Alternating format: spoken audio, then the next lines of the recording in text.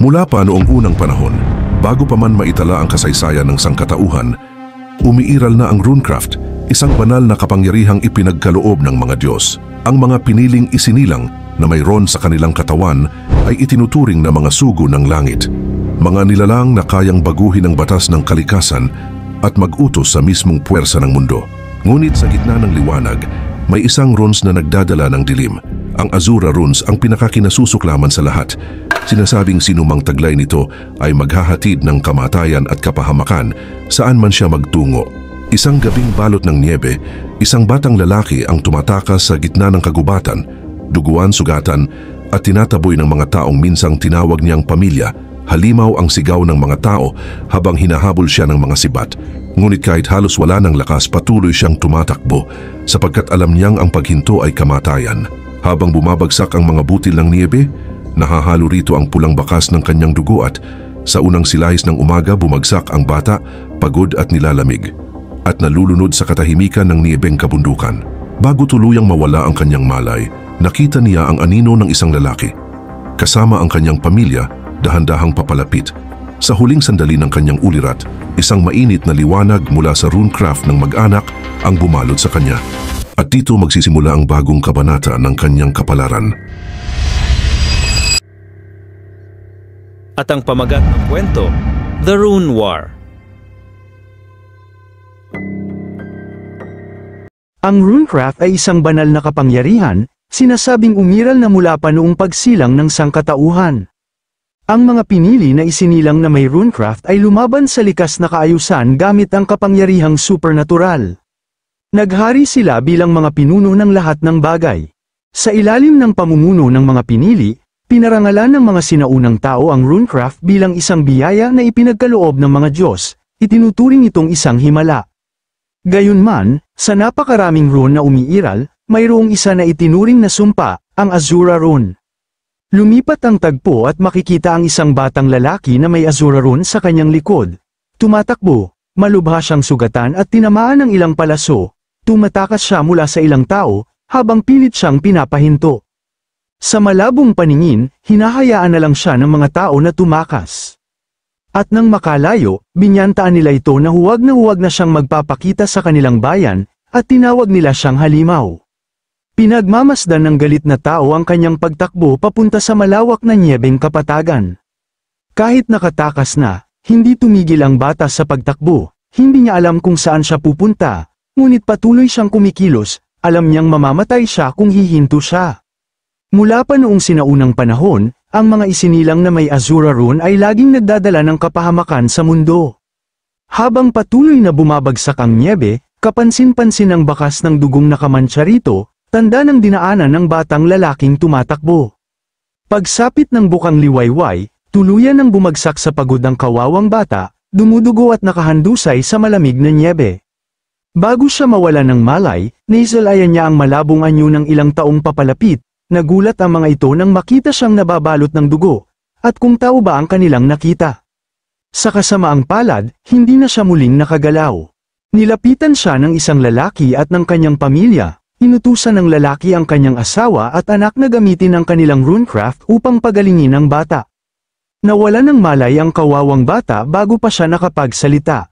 Pagkaraan ng 7 taon, dinala tayo sa isang nayon. May isang matandang lalaki at ilang tao na nagsabi sa 2 lalaki na walang may Azura rune sa kanilang nayon. Ipinaalala niya na nasuri na nila ang bawat bay sa lugar. Sinabi niya sa kanila na oras na para lumayas. Lumingon ang kalbong lalaki na naiinis at ang kanyang kasama. Sinabi niya na aalis na sila, at tinawag ang matanda na maingay. Pag-alis nila sa nayon, nagtungo sila upang mag-ulat sa kanilang pinuno. Sinabi ng kalbong lalaki na wala silang nakitang may runecraft sa rehiyon. Itinaas ng kanilang pinuno ang kanyang kamay at iniutos sa lalaki na lumapit. Nagulat naman ang kalbong lalaki sa kanyang narinig. Nang lumapit ito, bigla niyang ipinasok ang kamay sa tiyan ng lalaki at dinurog ang mga bituka. Bumuga ng napakaraming dugo ang kalbong lalaki. Nagulat ang kanyang kasamahan at sumigaw sa matinding takot. Pinanood lamang ng pinuno habang bumagsak ang kalbo sa lupa na duguan, na imposibleng matagpuan ng mga gaya nila, na walang runecraft o mana, ang kanilang pakay. Ang nilalang na may matatalim na ngipin ay nagsabing naamoy niya ito, naamoy niya ang halimuyak ng kapahamakan. Mula sa kabundukan, may dalawang tao ang tumawag kina Van at Linda. Sinabi nilang wala na ang dalawang lalaki na naghahanap sa kanila. Lumabas mula sa punong guwang sina Van at Linda nang marinig ito, at nakahinga sila ng maluwag. Ang mga tumawag sa kanila ay ang mag-asawang nagligtas sa batang lalaki 7 taon na ang nakalipas, at si Linda ay kanilang anak, ang batang lalaki na may mahabang itim na buhok ang ating pangunahing tauhan, siya si Van. Humingi siya ng paumanhin sa ama ni Linda dahil nadala na naman ang mga kakaibang tao sa kanilang lugar. Ngumiti ang lalaki at sinabing wala naman silang pakialam tungkol doon. Marahang hinaplos ng kanyang asawa sina Van at Linda, na puro alikabok sila. Tinanong niya kung bakit lagi silang nagtatago doon. Ngumiti si Linda at sinabing gusto ni Van ang lugar na yun, habang ngumiti rin si Van at tumingin sa puno. Inihayag niya na doon siya iniligtas 7 taon na ang nakararaan. Napatingin siya dito, na ito ang kanyang paboritong lugar sa buong nayon. Nilagay ng ama ni Linda ang kanyang kamay sa balikat ni Van at sinabing na siya ay mahalaga sa kanila, habang nagbibiruan sila. Napatingin siya sa kanyang asawa at tinanong tungkol sa paghahanda sa kasal. Sinabi nitong tapos na at magsisimula sila pagsapit ng paglubog ng araw, at excited na sila doon. Kinagabihan, makikita ang isang liwanag sa gitna ng kagubatan, nagtipon ang lahat sa paligid ng malaking siga habang nagsasaya, pinalamutian nila ang mga puno ng mga parol. Kinabahan si Van habang nakatayo sa harap ni Linda, lalo na nang marinig niya itong binanggit ang kanyang pangalan, samantala, masaya si Linda habang nakaharap din kay Van habang binigkas din ang kanyang pangalan. Ipinahayag ng ama ni Linda na ngayon ay mag-asawa na sila. Hiniling niyang sabihin nila ang kanilang mga panata sa harap ng lahat. Diniina ni Linda na sisiguraduhin niyang tuyo at masaya ang kanyang asawa upang makalimot ito kung paano umiyak, nagsigawan sa tuwa ang mga taga-nayon. Pero humingi muna ng tawad si Van sa kanila dahil muli niyang nadala ang panganib sa kanila. Sa mga nayong dinaanan niya, walang katapusan ng salot, digmaan, masaker, at sakuna, saan man siya magpunta, sumusunod ang sigaw ng sakit at pighati. Hindi siya kailanman nakahanap ng lugar para manirahan. Kung hindi siya inampo ng mga taga-nayon 7 taon na ang nakalipas, matagal na sana siyang patay. Sinabi ng ating bida na hindi siya sigurado kung tama lang natanggapin nila ang isang taong may Azura rune. Sa oras na mabanggit niya ito, nagulat siya na may paparating sa kanya. Malakas siyang sinuntok ni Linda sa mukha at inutusan siyang tumahimik. Bumagsak si Van sa lupa sa lakas ng suntok. Naiinis na sinabi ni Linda na kung talagang natatakot sila sa kanya, hindi na sana nila siya tinanggap kailanman. Ibinunyag ni Linda kay Van na noong una silang magkakilala 7 taon na ang nakalipas, nag-aalala talaga sila para sa kanya. Ngunit nang dumating ang tunay na krisis sa nayon, siya lamang ang nagprotekta sa lahat. Sinabi ni Linda sa kanyang asawa na napagpasyahan na nilang huwag nang mag-alala muli. Ngumiti siya at tiniyak na malalampasan nila ang anumang krisis na darating, gaya ng dati na magkasama. Nagtawanan ng mga taga-nayon at sinabi kay Van na ipagtatanggol nila siya habang buhay. Isa sa kanila ang nagsabing masyado siyang malambot at nagtataka kung paano niya mahahawakan ang isang babaeng tulad ni Linda. Tumayo si Van at hinarap ang kanyang asawa, kaya binanggit ng ina ni Linda na kailangan na nilang tapusin ang kasal. Masayang sinabi ni Van sa kanyang bagong asawa na mahal niya ito. Tumugon rin si Linda na mahal din niya ito. Pagkatapos, dahan-dahan silang naghalikan matapos itong sabihin. Ilang sandali lang, biglang lumitaw ang misteryosong nilalang. Bigla itong ngumiti na may matatalim ng ngipin, habang pinalabas niya ang kanyang enerhiya at sinabing gusto niyang umiyak. Sa sandaling sinabi niya ito, ang masayang pagdiriwang ay napalitan ng isang malaking pagsabog ang naganap sa nayon. Pagkatapos ng pagsabog, isang malakas na tawa ang umalingaw-ngaw sa paligid. Unti-unting iminulat ni Van ang kanyang mga mata habang pinapakinggan ang nakapangingilabot na tunog. Nakita niyang nababalot ng dugo ang kanyang mga kamay. Pag-angat ng kanyang ulo, nasaksihan niya ang isang nakapanghihilakbot na tanawin, puno ng bangkay ang lupa, nababalot ng dugo ang lahat. Makikita sa gitna ang bakas ng isang matinding pagsabog na tumapos sa mga taga-nayon doon. Bumagsak si Van sa lupa at napasigaw sa matinding takot. Hindi niya maunawaan kung ano ang nangyayari, at hindi niya maintindihan kung bakit ngayon ito nagaganap. Nanginig siya sa takot nang makita niya ang napakaraming bangkay sa kanyang harapan. Nakita niya si Partel, ang ama ni Linda, nakahandusay sa lupa. Tinawag niya ang ina nito na si Kara, ngunit patay na rin. Hindi alam ni Van ang gagawin, iniunat niya ang kanyang kamay sa takot, at sinabing hindi niya alam kung ano ang nangyayari. Sa mismong sandaling yun, lumitaw sa kanyang likuran ang misteryosong nilalang at binati siya.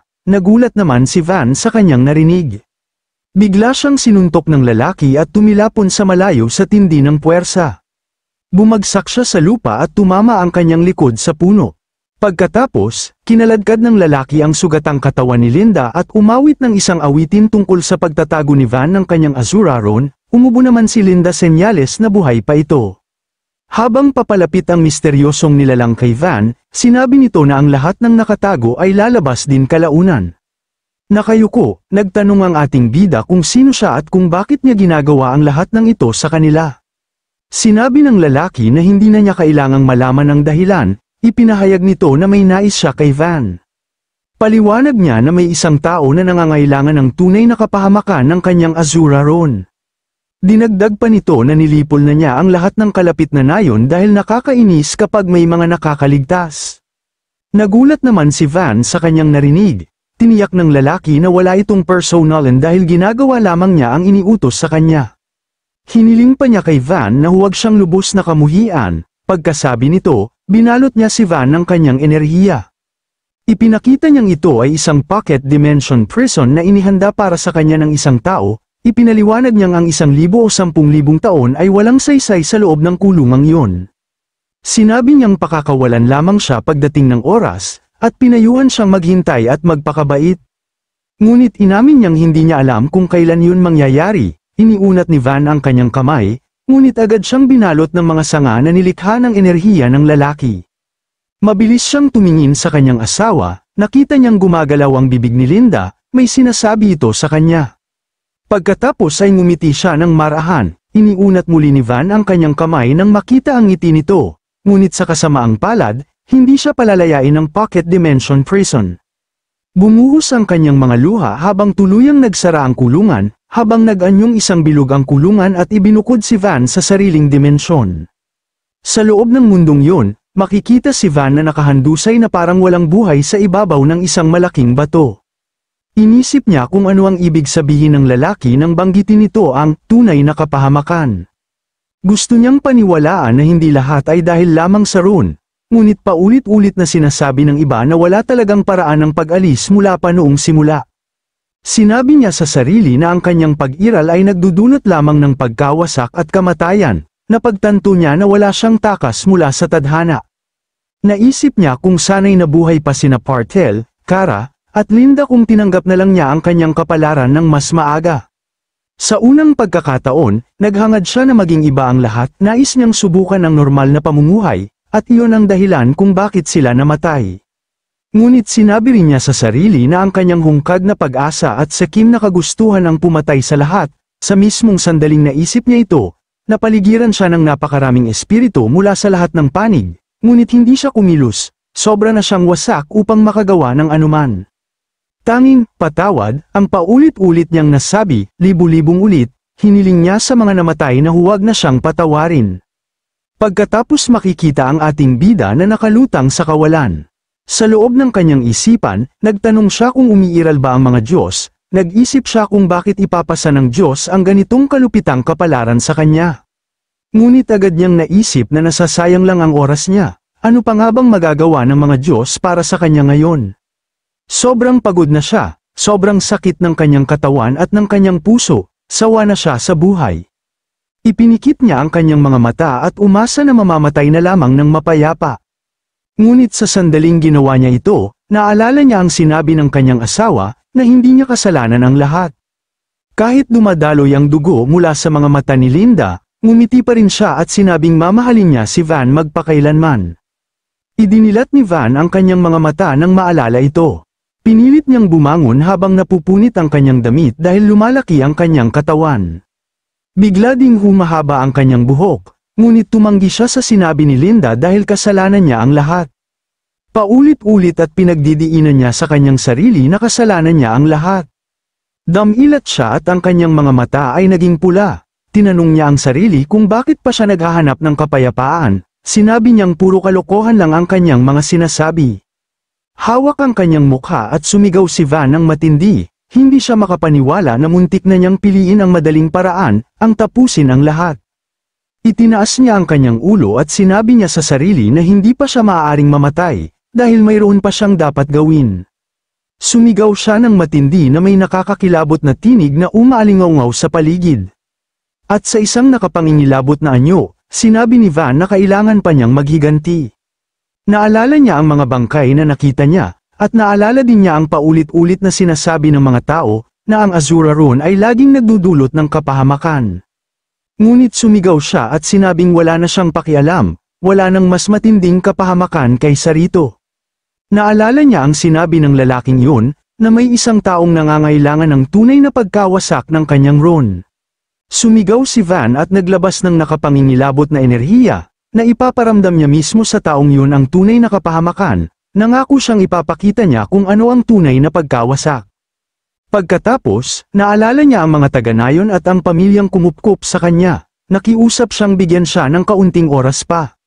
Nangako siyang sasama siya sa kanila matapos niyang maghiganti. Upang magawa ito, kailangan niyang makatakas sa Pocket Dimension Prison, at pinilit niyang tumayo. Mula sa kanyang paligid, ang mga espiritu sa kulungan ay nagkatawang anyo, naging mga halimaw na may napakaraming ulo. Sabay-sabay silang sumugod sa kanya, sigaw nila, sila ay namatay dahil sa kanya, at hinihiling nilang mamatay din siya. Naglabas si Van ng madilim na enerhiya, nangako siyang maghihiganti siya kahit pa umabot ng 10,000 taon. Isinumpa niya ito, na may mukha na pinupuno ng matinding galit.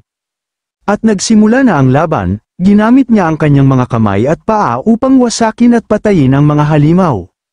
200 taon ang lumipas, nakikita pa rin si Van na nakikipaglaban, patuloy niyang winawasak ang mga nilalang.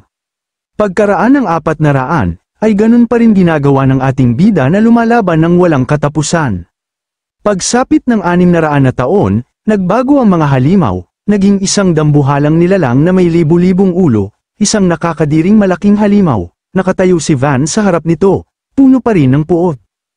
Ang batang susunod sa landas ng Azura ay ngayon ay sumasayaw sa kapahamakan, habang umuulang malaking halimaw na umaalingaw sa paligid. At kahit lumakas siya, hindi pa rin niya lubos na alam ang tunay na kapangyarihan ng Azura Rune. Sa ika-999 na taon, sumugod si Van laban sa higanteng halimaw. Gamit ang kamay nito, tinamaan ng halimaw si Van at buong lakas siyang napatilapon sa malayo. Agad tumayo si Van, duguan at puno ng kawalan ng pag-asa, walang katapusang pagdurusa ang bumalat sa kanya, ngunit ang apoy ng paghihiganti sa kanyang puso ay hindi nawala. Kaya muli siyang sumugod na napakabilis patungo sa malaking halimaw.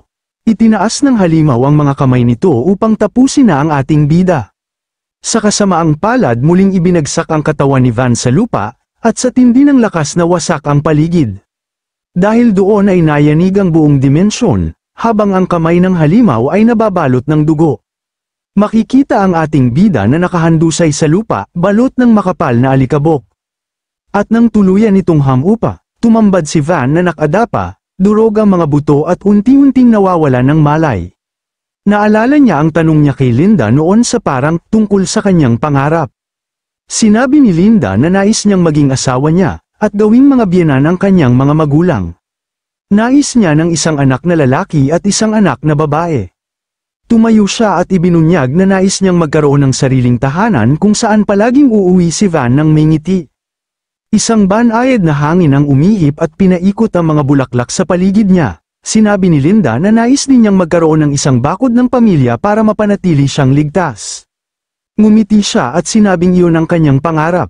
Tuluyang iminulat ni Van ang kanyang mga mata nang maalala ito. Sa mismong sandaling yon, lumabas ang tunay na kapangyarihan ng kanyang Rune. Isang halimaw na baliw ang ngumiti habang ito'y nagaganap. Sumigaw si Van sa sakit habang pilit na bumangon ang kanyang katawan, habang naglabas siya ng madilim na enerhiya. Inangat ng enerhiya ang mga bangkay sa paligid at idinikit ang mga ito sa kanyang katawan upang bumuo ng isang bagay. Ilang sandali lang, isang napakalaking pagsabog ang yumanig sa kulungan. Nang hamupa ang usok, nakita si Van sa bago niyang itim na baluti, alam niyang ito ang tunay na kapangyarihan ng Azura. Ang Diyos ng pagkawasak, si Azura, ay ginamit ang kapangyarihan upang ipatawag ang baluting tinatawag na Helms. Dahan-dahan siyang lumapit sa halimaw, naunawaan niyang walang dapat na namatay noon kung hawak niya na sana ang lakas na ito. Muli siyang naghanda upang harapin ang malaking halimaw gamit ang kanyang Azura rune. Ngumiti siya sa halimaw na parang isang baliw, puno ng kumpiyansa. Ang kakaibang ngiting iyon ay nagdulot ng pagkabahala sa kanyang kalaban. Sa oras na iyon, buong lakas niyang sinuntok ang hangin at lumikha ng isang malakas na alon ng enerhiya na tumama sa halimaw. Sa tindi ng puwersa nito, napatilapon ang halimaw sa malayo, hanggang sa bumangga ang likod nito sa isang bundok. Hindi na siya nagsayang ng oras at agad siyang tumalon sa ere habang pinuno ng enerhiya ang kanyang kamao. Inilabas niya ang unang armament, isang teknik na kilala bilang Annihilation Feast. Binigyan si Van ng isang gauntlet na pinuspos ng kapangyarihang magwasak ng bagay sa antas ng maliit na partikulo. Ang tindi ng lakas ng teknik ay nakabatay sa mana ng gumagamit.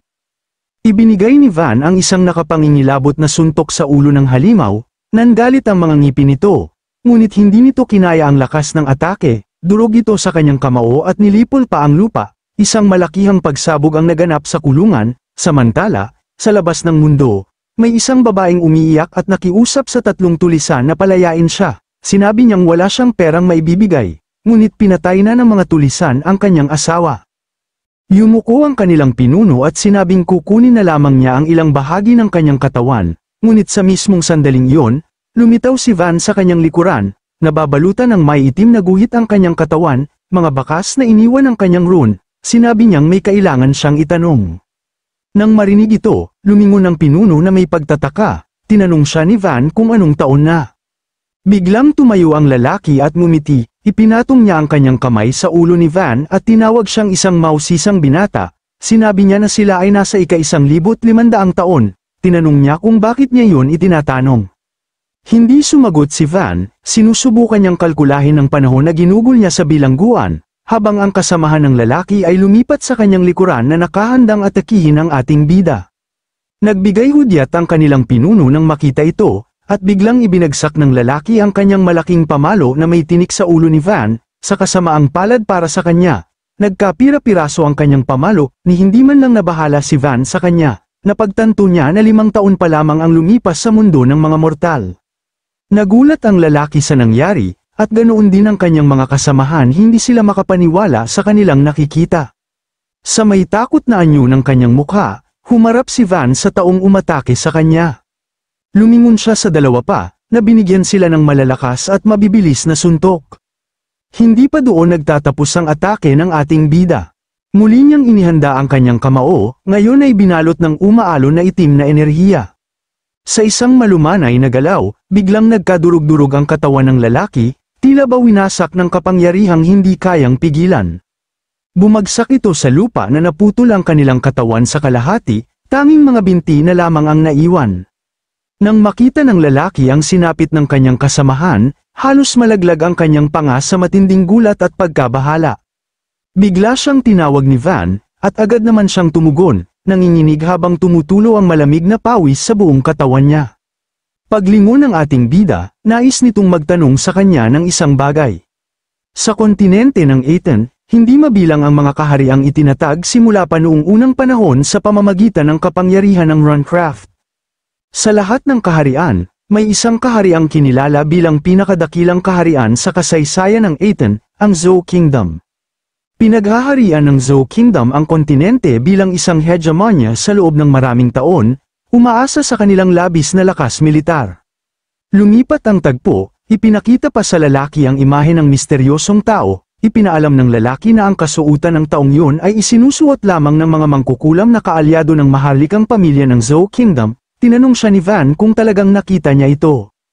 Ang lalaking nakabitin sa puno ay ngumiti na may sirang mga ngipin at tiniyak kay Van na nakita niya nga ang misteryosong tao. Sinabi niya na hindi siya maaaring magsinungaling. Kaya hiningi pa ni Van na magbahagi siya ng higit pang detalye.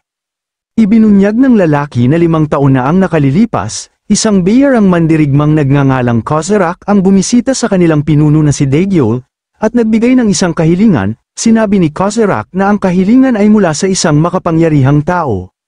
Ipinaliwanag niya na simple lang ang hiling, hanapin ng isang tao at lipulin ang ilang mga nayon.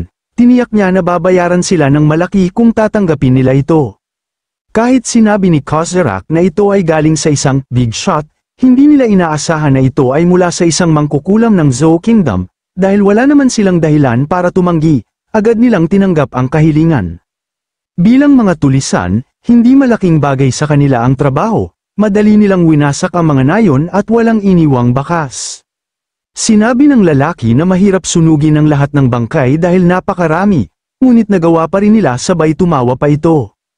Pagkatapos tapusin ang trabaho, maayos na umalis ang salamangkero na may ulong kulay ube matapos bayaran ang kanyang upa. Habang nakatalikod, tinanong siya ni Van kung may batang babae na may maikling buhok na kulay kahel sa mga bangkay. Sumagot ang lalaki na mayroon, sinabi niyang agad itong tumatak sa kanyang paningin. Marahil ay nasunog din ang kanyang bangkay, nang narinig ito biglang uminit ang ulo ng ating bida. Nakapanghihinayang daw dahil napakaganda niya, at tiyak na mataas ang halaga kung siya ay naibenta bilang alipin. Sa mismong sandali na ito, naalala ni Van ang kanyang asawa at ang kanyang mga biyenan. Napansin ng lalaki na may kakaiba, tinanong niya si Van kung paano niya nalaman ang tungkol sa dalaga, ngunit bago pa man siya makatapos, binigyan siya ni Van ng isang suntok na bumasag sa kanyang ulo.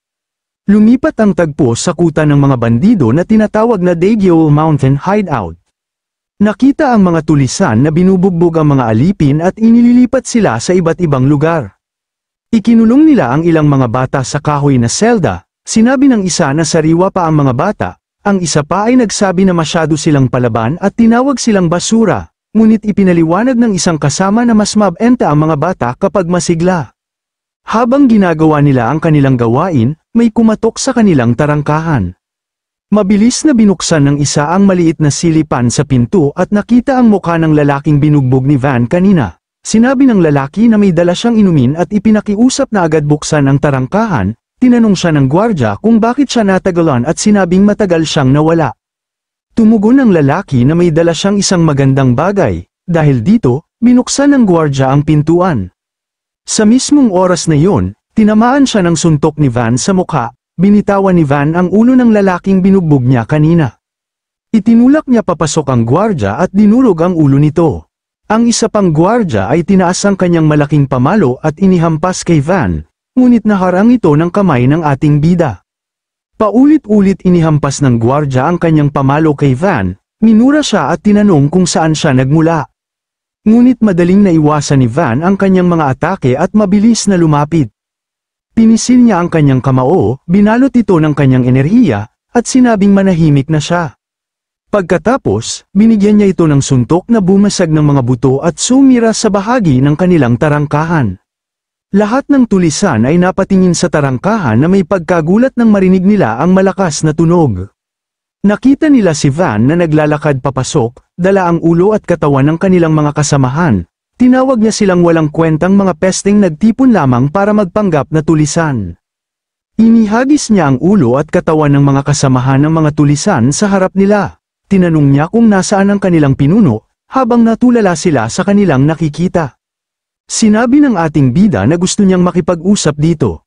Hinugot ng mga tulisan ang kanilang mga sandata, nagtataka sila kung nasaan na ng bait ang binata, kaya tinanong siya ng isa kung alam ba niya kung nasaan siya. Isang malaking lalaki na nakasuot ng balahibong balabal ang nagsabi sa kanila na umatras. Lumingon ng isa sa kanya, na siya palang pinuno nila, at tiniyak na kaya nilang tugisin ang binata. Tinawag siyang tanga ni Daegyeol at tinanong kung gusto ba niyang mamatay. Sinabi niya na ang binata ay isang sorcerer na ipinanganak na may runecraft, tulad niya. Inutusan niya ang kanyang tauhan na umatras. Tinanong niya si Van kung ano ang gusto nito sa kanya. Ipinaalala ni Van na 5 taon na ang nakararaan, gumawa siya ng isang trabaho para sa isang sorcerer ng Zou Kingdom, at ang pagkikita ay inayos ng isang biyerang mandirigmang nagngangalang Kasarak. Humanga si Daegyeol na nakuha ni Van ang ganoong impormasyon mula sa kanyang mga tauhan. Tinanong niya kung ano ang gusto ng ating bida. Itinuro siya ni Van at tinanong kung nasaan si Kasarak. Tiniyak niyang pakakawalan niya sila kapag sinabi niya ito. Matapang na tumugon si Daegyeol na sasabihin na lang niya sa bangkay ni Van kung nasaan si Kasarak. Pagkasabi nito, binalot niya ng enerhiya ang kanyang kamay, at binigyan ng napakalakas na suntok si Van sa mukha, na lumikha ng isang matinding alon ng enerhiya. Lumipad ang ating bida sa lakas ng tama, pinayuhan siya ni Daegyul na dapat ay natutong itago ni Van ang kanyang kapangyarihan na balot ng intensyon na pumatay kung magsisinungaling siyang papatawarin sila. Pagkasabi niya nito, tuluyang nagbago ang kanyang katawan, at sinabihan niya ito na mamatay na siya ngayon. Si Daegyul ay may hawak na blade rune, na nagbibigay sa kanya ng kakayahang balutin ang kanyang buong katawan ng matitigas at matutulis na talam. Habang nakahandusay ang ating bida sa lupa, sinabi niya na walang saysay ang pakikipag-usap sa kanila. Tumayo siya at tinitigan si Daegyul na may nakakatakot na anyo. Nang makita ito, naghanda ang Bearang Mandirigma para sa anumang maaaring mangyari. Pagkasunod nito, bigla na lamang nagpakita si Van sa harapan ni Daegyul na may napakabilis na galaw. Binigyan niya ito ng suntok na bumasag ng mga buto sa dibdib. Sa matinding puwersa, bumuga ng maraming dugo ang lalaki. Mabilis na sinundan pa ito ng isa pang malakas na suntok ng ating bida. Tinanong siya ni Van kung ganito lang ba siya kalakas. Nang marinig niya ito, nagngit-ngit ang kanyang mga ngipin sa matinding galit, at inihanda ang kanyang kamao upang salubungin ng mabagsik na atake ang ating bida, habang sinabing mamatay na ito. Ngunit madaling naiwasan ni Van ang kanyang atake sa pamamagitan ng pag-atres. Tinawag siya ni Daegyul na para siyang dagang hayop, at habang nangyayari yun inihanda niya ang kanyang sarili upang umatake. Mabilis niyang pinaikot ang kanyang katawan at nagpaulan ng mga tinik kay Van, sinasabing wala ng paraan upang maiwasan pa ito. Idinagdag pa niya na kahit bata pa siya, isa pa rin siyang sorcerer. Simula ngayon, hindi na niya ito bibigyan pa ng kahit anong pagkakataon.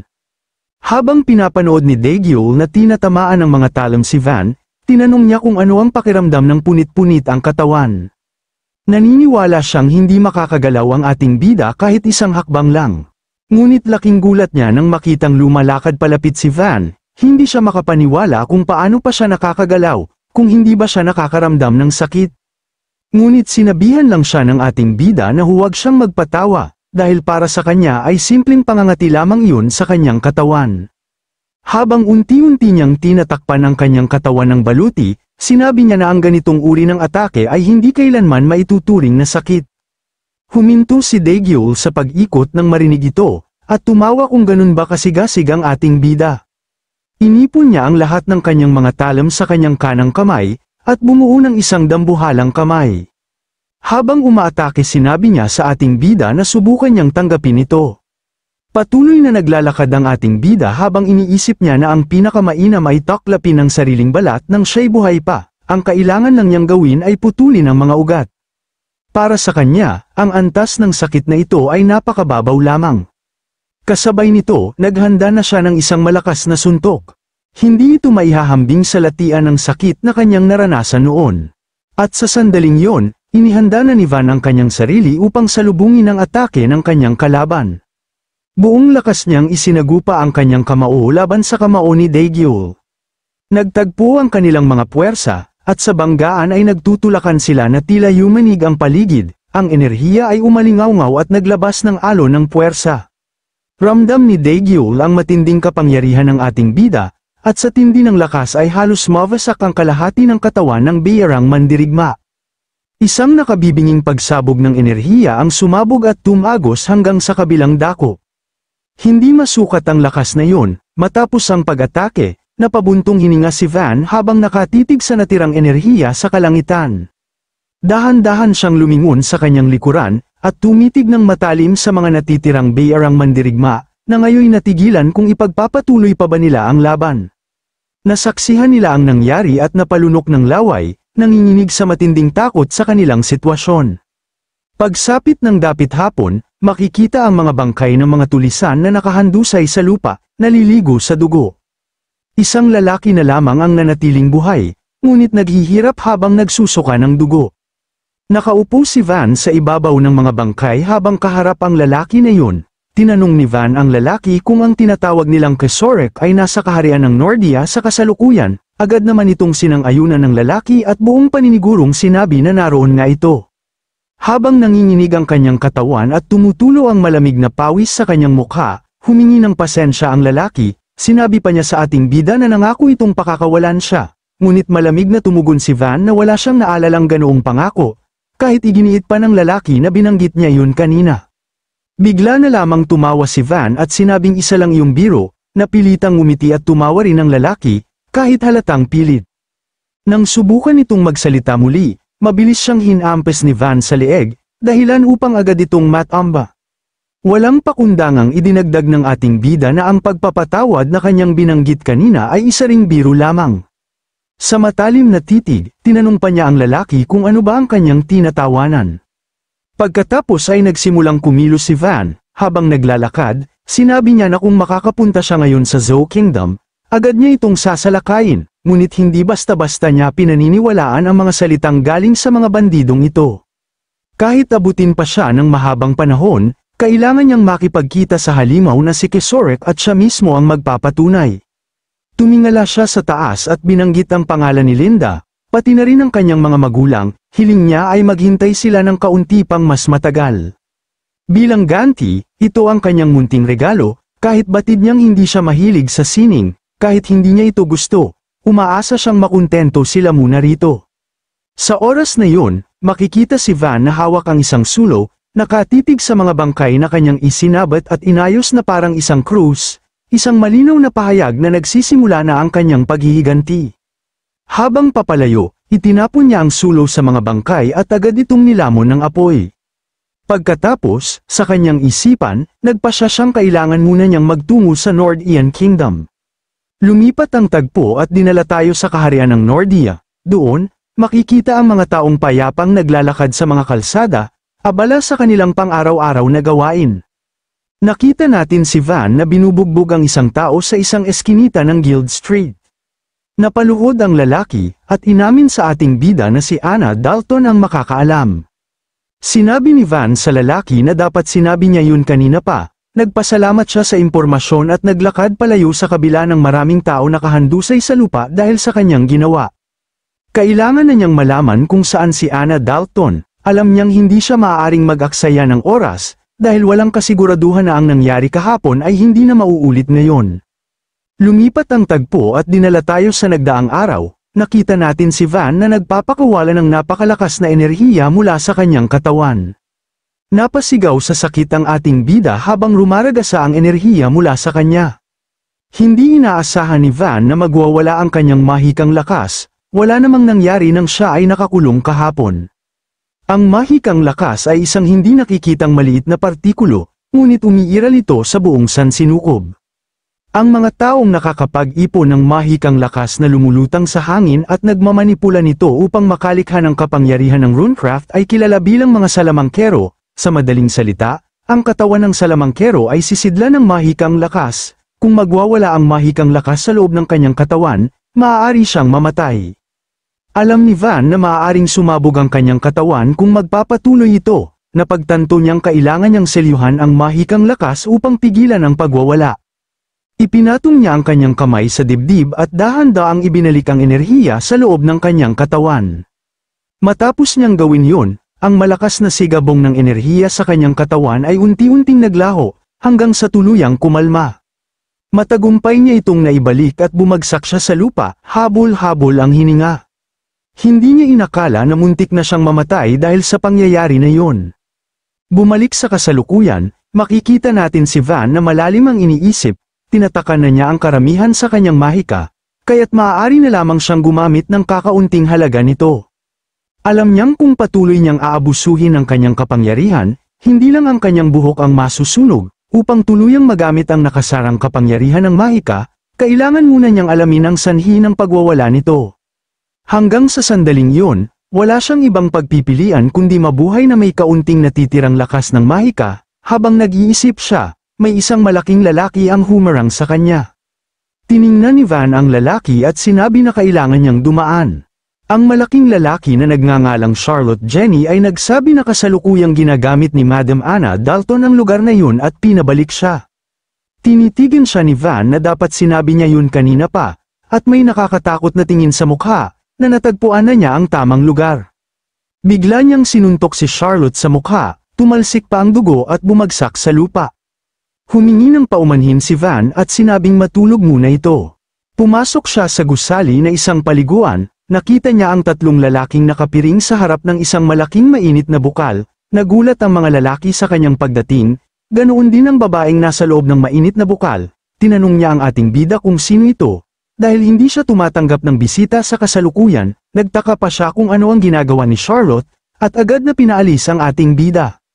Maingat na ginamit ni Van ang kanyang kamay at sinabi sa babae na hinahanap niya ang isang mersenaryong nagngangalang Keserak, sinabi niyang may nakakaalam daw dito tungkol sa lalaki. Nabigla ang babae nang marinig na may naglakas loob tumawag sa kanya sa pangalan na Kesorek, galit niyang sinabihan ang ating bida na isa siyang pasaway, itinanong pa niya kung alam ba nito na maaari siyang mamatay dito, sa isang lugar na walang sino man ang nakaalam. Dahil sa reaksyon nito, nakumpirma ni Van na natagpuan na niya ang tamang tao, hiningi niya na sabihin sa kanya ang lahat tungkol kay Keserak, natawa ang babae at tinawag siyang baliw.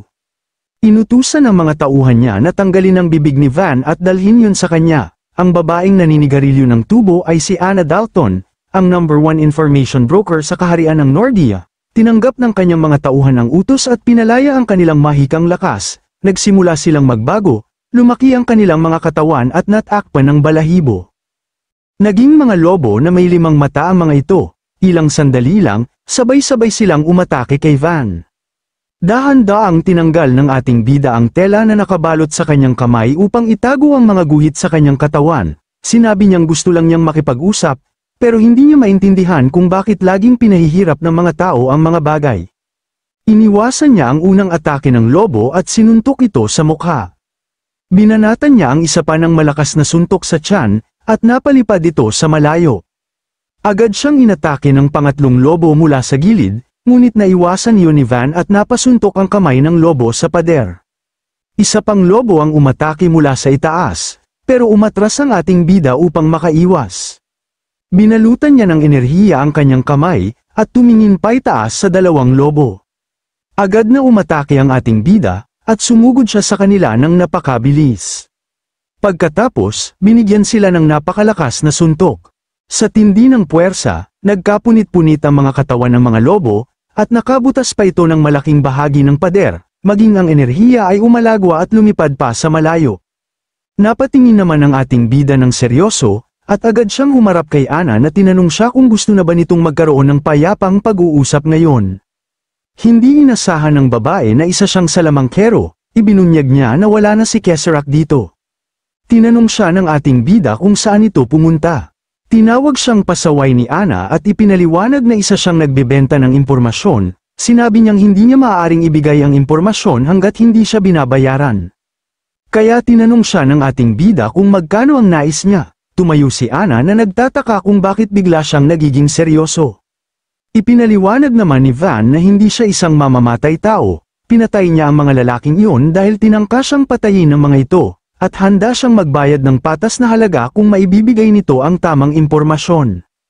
Ibinunyag ni Anna na ang impormasyon tungkol kay Kesorek at ang kasalukuyan nitong kinaroroonan ay nagkakahalaga ng 10,000 ginto, at patas ang halagang yun para sa ganoong impormasyon. Nabigla si Van nang marinig ang halaga, dahil napakalaki ng halaga at hindi niya inasahang ganoon kamahal, kaya sinabihan siya ni Anna na hindi siya nagkakamali na talagang baliw siya.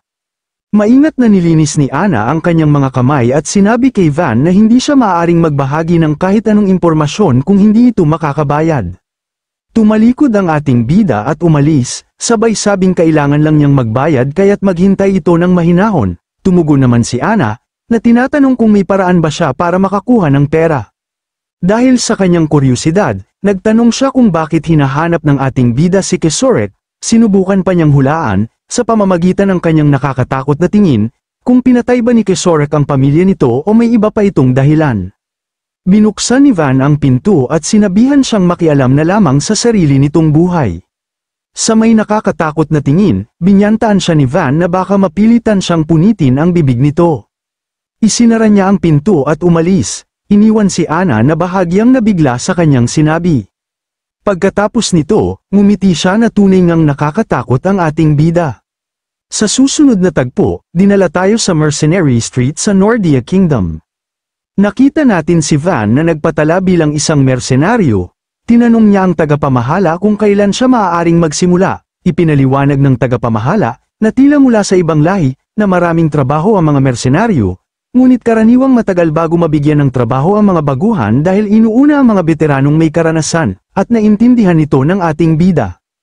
Kaya iniisip niya na bagamat maaaring matagalan bago siya makalikom ng pera, handa na ang ating bida na maghintay, kailangan niya ng isang lehitimong paraan upang kumita ng malaking halaga.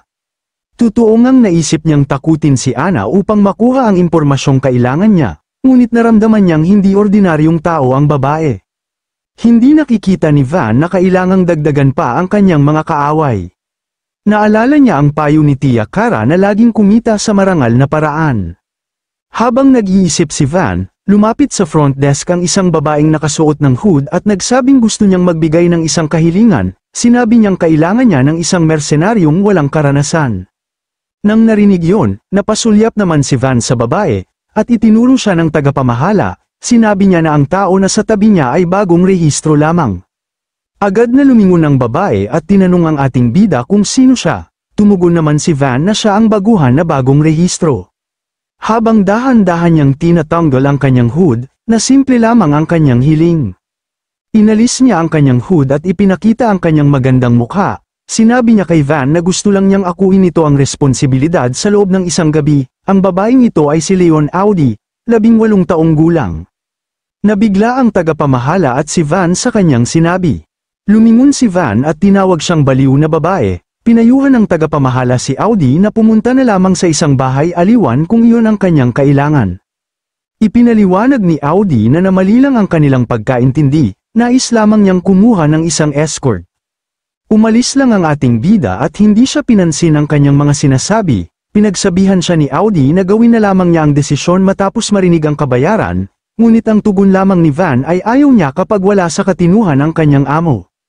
Isang malaking matabang lalaki ang lumapit kay Audi at nagsabing siya na ang kukuha ng trabaho. Tinanong siya nito kung magkano ang kabayaran, ibinunyag ni Audi na ito ay 10,000 ginto. Tumigil si Van sandali sa kanyang paglalakad nang marinig ito. Humingi ng paumanhin si Audi at sinabi niyang hindi siya maaaring kumuha ng veteranong kilala ang mukha. Tiniyak ng lalaki na mas mahusay siya kaysa sa baguhan, ngunit tinanggihan siya ni Audi. Hinawakan ng lalaki ang kanyang kamay at sinabi na mas mabuti siya kaysa bata iyon. Nagpupumiglas ang babae at sumisigaw na pakawalan siya. Kaya nagalit ang lalaki at tinawag siyang nakakainis na babae, na dapat magpasalamat ito dahil ino-offer niyang kunin ang trabaho. Lumapit si Van at tinawag siyang basura, binalaan niya ito na bitawan ang babae, nabigla naman ang lalaki sa kanyang narinig. Sa seryosong mukha, tinawag siya ng ating bida na maruming basura at sinabihang alisin ang kanyang kamay mula sa katawan ng kanyang mahalagang amo. Lumipat ang tagpo at dinala tayo sa isang gubat, lumiliwanag ang apoy na tumutupok sa isang lugar, at sa gitna nito ay may mga sigaw ng mga taong humihingi ng tulong.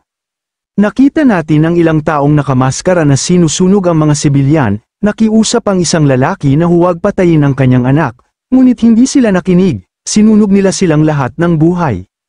Pagkatapos nilang gawin yon, lumapit sila sa kanilang pinuno, sinabi ng isa sa kanila na isang bahay magsasaka lamang iyon at wala silang mahalagang ari-arian, ngunit aniya, maaari pa rin silang kumita kung ibebenta nila ang mga laman loob ng mga magsasaka. Sinabi ng pinuno, na gawin niya ang nais. Tinanong niya ito tungkol sa trabahong tinanggap nila kahapon, tama bang nakidnapin nila ang anak ng sambahayan ni Leon? Kinumpirma ng tauhan na tama iyon, inutusan siya ng pinuno na piliin ang 3 pinakamahuhusay na lalaki at panatilihin silang nakahanda. May nakakatakot na ngiti sa kanyang mukha, inutusan niya rin ang tauhan na isabit ang batang lalaki na kanyang pinahirapan. Ang bata ay duguan mula ulo hanggang paa, at may mga cable na nakatusok sa kanya. Agad namang siyang tumugon, na ihahanda na niya ang mga ito. Ngunit sinabihan siya ng pinuno na huwag niya itong uulitin, inactivate niya ang kanyang rune at ginamit yun upang buhatin ang lalaki, habang nagpupumiglas itong makontrol ang kanyang katawan, tinanong ng lalaki ang kanilang pinuno na ang pangalan ay Merkel, kung may nagawa ba siyang mali. Sinabi ni Merkel na wala siyang ginawang mali, ngunit ang batang kanyang pinaglalaroan ay hindi sapat para masiyahan siya. Ngumiti siya gamit ang kanyang matatalas ng ngipin at sinabi na magiging perpekto kung i-dissect siya ito at isasabit sa tabi ng bata. Dahil dito, nagsisigaw ang lalaki sa sakit. Lumipat ang tagpo at nakita natin si Van na kumakain ng steak. Nakaupo sa harap niya si Audi ng tahimik, na halatang nag-aalala. Bigla nitong pinukpok ang kanyang kamay sa mesa. Hindi alam ni Van kung bakit niya ginawa yun kaya tinanong niya ito kung hindi ba masarap ang pagkain. Nagulat si Audi na kung paano nito nagagawang lumunok ng pagkain ng ganyan. Sinabihan niya ito na tigilan na niya na gawing upuan ng isang tao. Ginagamit ni Van ang matabang lalaking tinalo niya kanina bilang upuan. Kaya tinanong niya si Audi kung ayaw din ba nitong subukang gamitin ng lalaki bilang upuan. Sinabi niya na ayaw niyang gawin ito, at hiniling kay Van na pakawala na ang lalaki. Naalala ni Audi kung gaano kadali nitong tinalo ang lalaki, sinipa-sipa pa ng ating bida ng ilang beses, na huwag siyang magkalat ng likido sa kanyang mahalagang amo. Kinailangan pang pigilan ni Audi si Van dahil maaaring mamamatay na ito. Habang nakiusap ang lalaki na patawarin siya ng ating bida, iniisip niya bagaman marahas, si Van ay isang bihasang baguhan na walang papel na record, perpektong mersenaryo na kailangan niya. Umupo si Van sa isang tunay na silya, na mas maganda ang nauna niyang upuan, ngunit pinagsabihan siya ni Audi na huwag niyang tratuhin ang mga tao na parang bagay. Nagpasya ang ating bida na bumalik sila sa kanilang negosyo, kaya tinanong niya si Audi kung hanggang saan niya ito kailangang samahan bilang escort. Pinaliwanag niya na kailangan siyang dalhin ni Van hanggang sa hangganan ng Uhuan Kingdom, at dumaan sila sa gubat para makarating doon sa loob lamang ng isang araw. Nagtaka si Van kung bakit gagastos si Audi ng 10,000 ginto para sa isang simpleng escort, may masamang kutob siya na may kinalaman ito sa isang mapanganib na bagay. Tumingin siya kay Audi ng mariin at sinabi na maaaring kasama rito ang isang makapangyarihang pamilya o isang takas. Ipinaliwanag niya na hindi naman kinukwestiyon ang kanyang pagkakakilanlan, at baka sakaling maaari niya itong sabihin. Ibinunyag ni Audi na siya ay anak ng isang mayamang tao, at mahal na mahal siya ng kanyang ama. Hindi kumbinsido si Van, inilapit niya ang kanyang mukha sa babae para tingnan kung nagsisinungaling ito. Nadismaya naman si Audi na maaari siyang kumuha ng ibang tao kung talagang nagdududa siya, ngunit wala na ang ating bida sa kanyang tabi.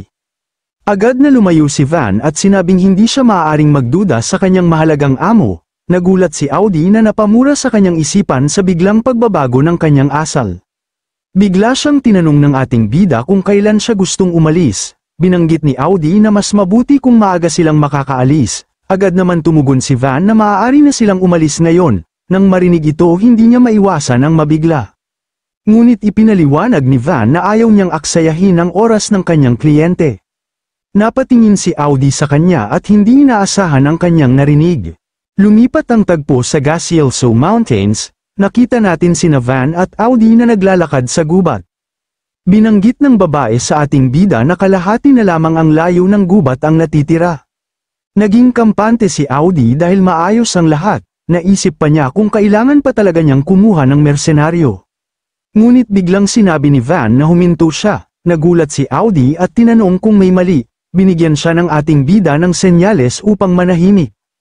Pumikit si Van at naramdaman ang presensya ng mana sa paligid.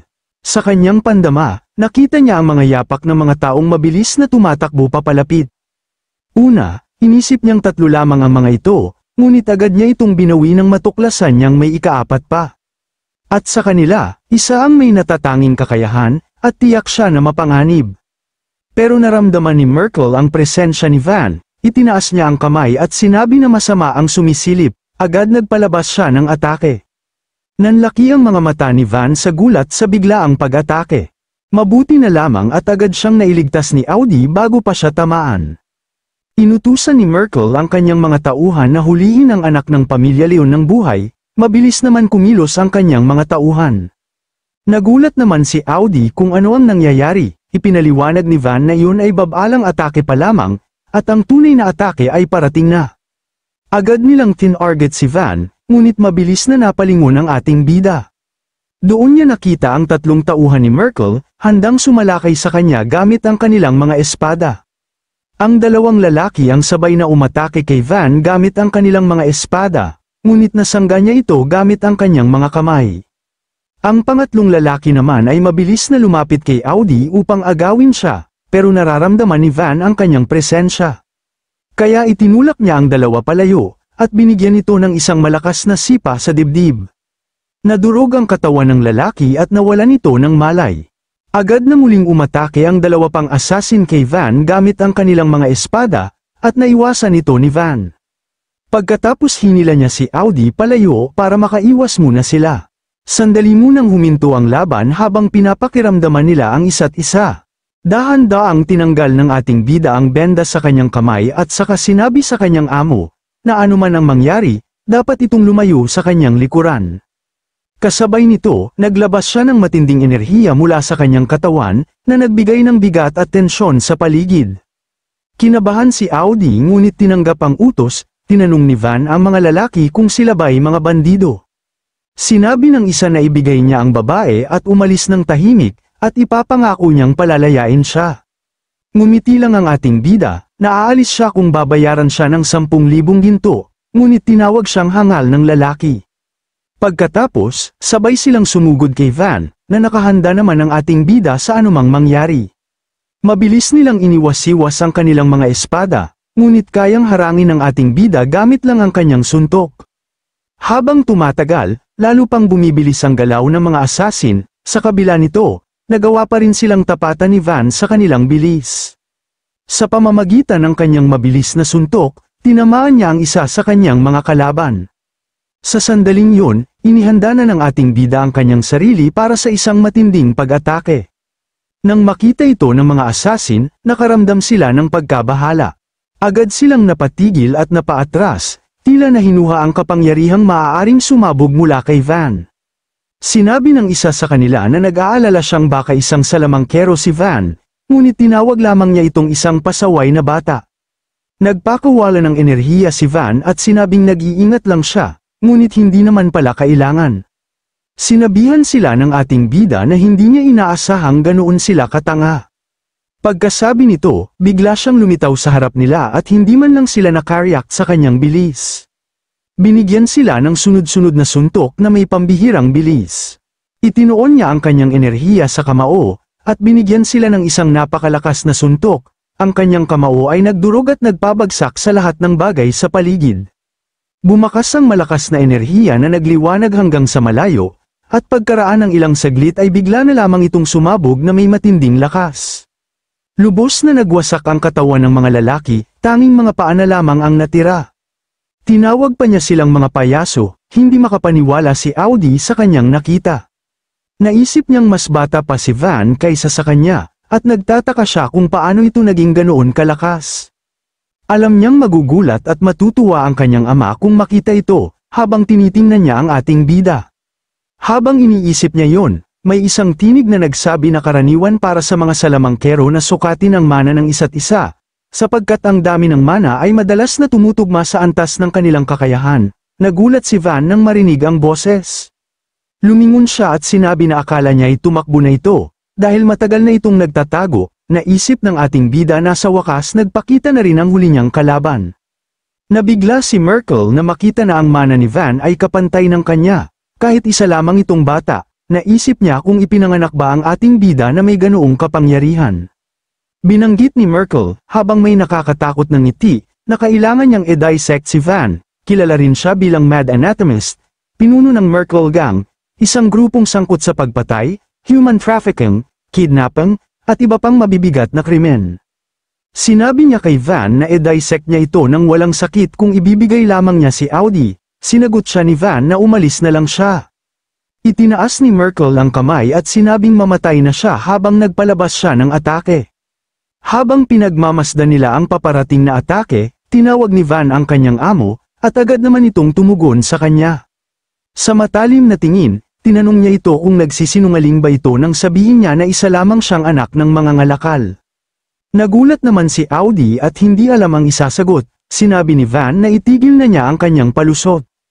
Dahil hindi siya interesado na pakinggan yun, kasabay nito hinila niya ang damit ng babae, at inilagay ito sa kanyang harapan. Nagulat naman si Audi sa ginawa niya, habang paparating na ang atake at napamura siya sa ating bida sa matinding pagkabahala. Nabigla si Merkel nang makita si Audi sa harap ni Van, alam niyang seryoso ang ating bida sa paggamit ng babae bilang panangga. Bago pa man tumama ang atake kay Audi, inilihis niyo ni Merkel sa ibang direksyon. Bakas ang pag-atake ni Merkel na halos tumama sa babae dahil sa nangyari, bakas sa mukha ng dalawa ang matinding pagkabahala. Tinawag pa nila ang ating bida na isang baliw dahil muntikan na itong mamatay. Tinanong siya ni Merkel kung hindi ba siya ang bodyguard ni Audi, habang tinawag naman siya ni Audi na si Raulo at ipinaalala na siya ang kanyang amo, pero hindi siya pinakinggan ni Van. Napansin niyang binago ni Merkel ang direksyon ng kanyang atake, na-realize niyang isang salamangkero ito na bihasa sa pagmamanipula ng mana. Naunawaan niyang hindi gustong patayin ni Merkel si Audi kundi hulihin ito. Hindi makapaniwala si Van na gustong agawin ni Merkel ang kanyang pera. Habang iniisip niya yon, tinawag siya ni Audi at tinanong kung nakikinig ba siya. Binyantaan siya ni Van na palalampasin niya muna ang kasinungalingan nito. Hindi siya makapaniwala na binaliwala lang siya ng ating bida ang katotohanang muntik na siyang patayin nito. Lumapit si Van sa kanya at sinabing tigilan ang pakikipagtalo. Sinabi niyang itatapon niya siya. At dapat ay ligtas siyang lumapag mag-isa at magtago na parang daga. Tinanong niya kung naintindihan niya. Nagulat si Audi, hindi siya makapaniwalang nais siyang itapon. Ngunit sinabihan siya ni Van na mag-relax, tiniyak na hindi siya mamamatay. Pagkasabi nito, hinawakan niya muli ang damit ni Audi, at inihagis siya ng napakalakas, palayo sa lugar. Naglabas si Merkel ng kanyang mana at tinanong ang babae kung saan siya tatakbo. Mabilis siyang tumakbo. Ngunit bago siya makalampas kay Van, hinablat siya ng binata sa paa at tinanong kung saan siya pupunta.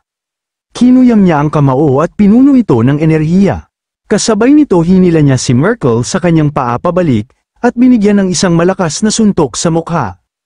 Agad niyang binago ang posisyon, at muling binigyan si Merkel ng malakas na suntok sa tiyan.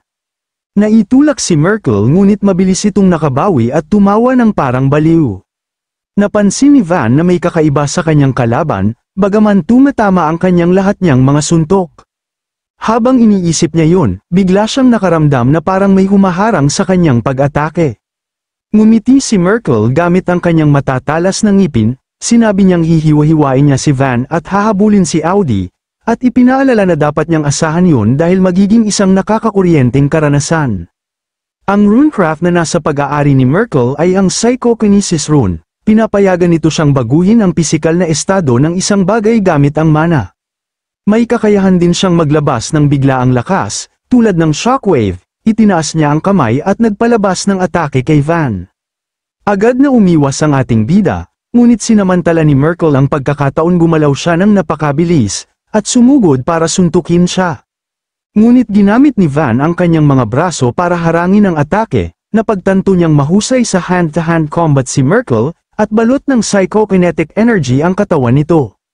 Agad na kinuha ni Van ang kanyang posisyon, at muling sinuntok si Merkel ng malakas sa tiyan, ngunit hindi ito natitinag.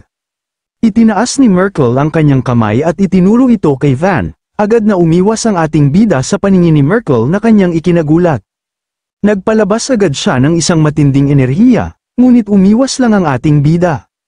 At ginamit ito ng pagkakataon ni Van para umatake, ngunit naharang ito ng isang kalasag. Lumikha si Merkel ng matibay na kalasag gamit ang kanyang psychokinetic energy. Nang makita ni Van na hindi tumatama ang kanyang kamao, umatras siya. Naiinis siya sa nakakainis na runecraft na ito, habang tiningnan niya ang kanyang braso at napansin ang kakaiba. Biglang nagsalita si Merkel na nagsasayang lamang siya ng oras, dagdag pa niya, maaaring magkapantay ang kanilang mana. Ngunit ang kakayahan ng kanilang mga rune ay napakalayo ng agwat. Hindi talaga nakikinig si Van, mas nakatuon siya sa kanyang braso. Binanggit ni Merkel na maaari niya siyang tanggapin kung nais niyang magtrabaho para sa kanya. Tiniyak pa niya kay Van na kikita siya ng maraming beses higit pa kaysa sa alok ni Audi. Inihayag din niya na nagbayad si Audi ng 10,000 ginto. Natawa si Merkel nang marinig yun. Ipinaliwanag niya na nakakakuha sila ng ganoong halaga lamang sa pamamagitan ng pagsalakay sa dalawang baryo. Sinabi niya kay Van na maliit na halaga lang ang bayad para sa ganoong kasanayan. Sa nakakatakot na tono, tinanong ni Van kung ano ang ibig niyang sabihin sa pagsalakay ng mga baryo. Ngumiti si Merkel at ipinagmamalaki na sila ay sangkot sa asasinasyon, kidnapping, panluloob, at human trafficking. Sinabi pa niyang ginagawa nila ang lahat ng walang tanong, at kumikita ng malaki. Tinanong niya si Van kung interesado ito. Nang narinig ito ay biglang ngumiti ang ating bida, at nagsimulang tumawa ng parang baliw. Inakala ni Merkel na tumatawa siya dahil nagustuhan niya ang kanyang narinig. Sinabi pa niyang magaling talaga siyang humusga ng tao. Ngunit nagpakawalas si Van ng kanyang mana, hindi sumang-ayon ang ating bida sa kanyang sinabi. Natatawa siya sa sarili dahil naisip niyang gaano siya kaawa-awa na nakipag-usap pa siya rito, na ikinagulat naman ito ni Merkel. Kumuha ng posisyon si Van at hindi makapaniwala na nakikipag-usap siya sa isang walang kwentang peste. May nakakatakot na titig sa kanyang mukha, sinabi niya kay Merkel na napagpasyahan niyang paghiwa-hiwalayan ang kanyang mga braso't binti hanggang hindi na siya makilala. Naiinis siya at tinawag si Van na walang utang na loob, hindi niya akalaing ganoon ang magiging asal ng ating bida matapos siyang bigyan ng pagkakataon. Bago pa siya makakilos, lumitaw sa kanyang harap si Van at sinimulang suntukin ang kanyang kalasag. Tumawa pa siya at sinabihan niya ito kung ano ang kanyang ginagawa, habang ipinaalala na sinabi niya na hindi niya ito kayang basagin. Ngunit hindi siya pinakinggan ni Van at muli siyang sumugod. Mas lalo niyang pinabilis ang kanyang mga suntok, unti-unting itinutulak si Merkel paatras. Lalong lumalakas ang kanyang mga atake, at paulit-ulit niya itong sinuntok hanggang nagkaroon ito ng bitak. At tuluyan niyang nawasak ang kalasag ng kanyang kalaban. Habang nagulat si Merkel sa mga pangyayari, hindi na nagsayang ang ating bida at agad siyang binigyan ng malakas na suntok sa braso, na nagwasak sa buong kamay nito. Napasigaw si Merkel sa sakit, habang umaagos ang dugo sa kanyang naputol na kamay. Hindi pa siya binigyan ng pagkakataong makabawi, agad siyang binigyan ni Van ng isa pang mabigat na suntok sa dibdib. At na nagpabagsak sa kanya sa lupa ng matindi habang umaangat ang alikabok sa paligid. Habang bulagta siya sa lupa, tinawag niya ang ating bida na walang utang na loob. Sinabi niyang hindi na siya interesado sa mga laman loob ni Van. Pinilit niyang bumangon at sinabing magbabayad si Van sa pagtanggi sa kanyang awa. Pagkasabi nito, naglabas siya ng isang matinding mana, at iniipon ito sa isang tatsulok na hugis, na maaaring magiging alabok si Van. Inihanda na niya ang atake na tinatawag na Psychokinetic Blood Strike. Pagbitiw ni Merkel ng kanyang kapangyarihan, ang luntiang kagubatan ay agad na nabalot ng pulang liwanag na naglalaman ng matinding puwersa. Sa napakabilis na galaw, tumama ang enerhiya kay Van at winasak ang lahat ng bagay na nadaraanan nito sa paligid. Nagulat si Merkel nang makita na nakatayo pa rin ang ating bida, sigurado siyang magkapantay lamang ang kanilang mana. Ngunit hindi niya akalaing napigilan ni Van ang psychokinesis gamit ang isang kamay lang. Nakakatawa para sa kanya na isipin ni Merkel na magkapantay lang sila. Sa oras na yun pinakawalan na ni Van ang kanyang totoong mana at tinawag siyang isang hangal na demonyo. Agad na naramdaman ni Merkel ang nakakatakot na dami ng mana ni Van, hindi niya ito maunawaan, at hindi makapaniwalang taglay ng bata ang ganoong kabaliw na lakas. Ginamit ng ating bida ang pagkakataon upang umatake ng napakabilis, habang tinatawag siya ni Merkel na isang halimaw. Hindi agad nakapag-react ang kalaban ni Van, nagulat na lamang ito nang bigla siyang lumitaw sa kanyang harapan at sinabi sa kanya na mahulog na siya sa impyerno.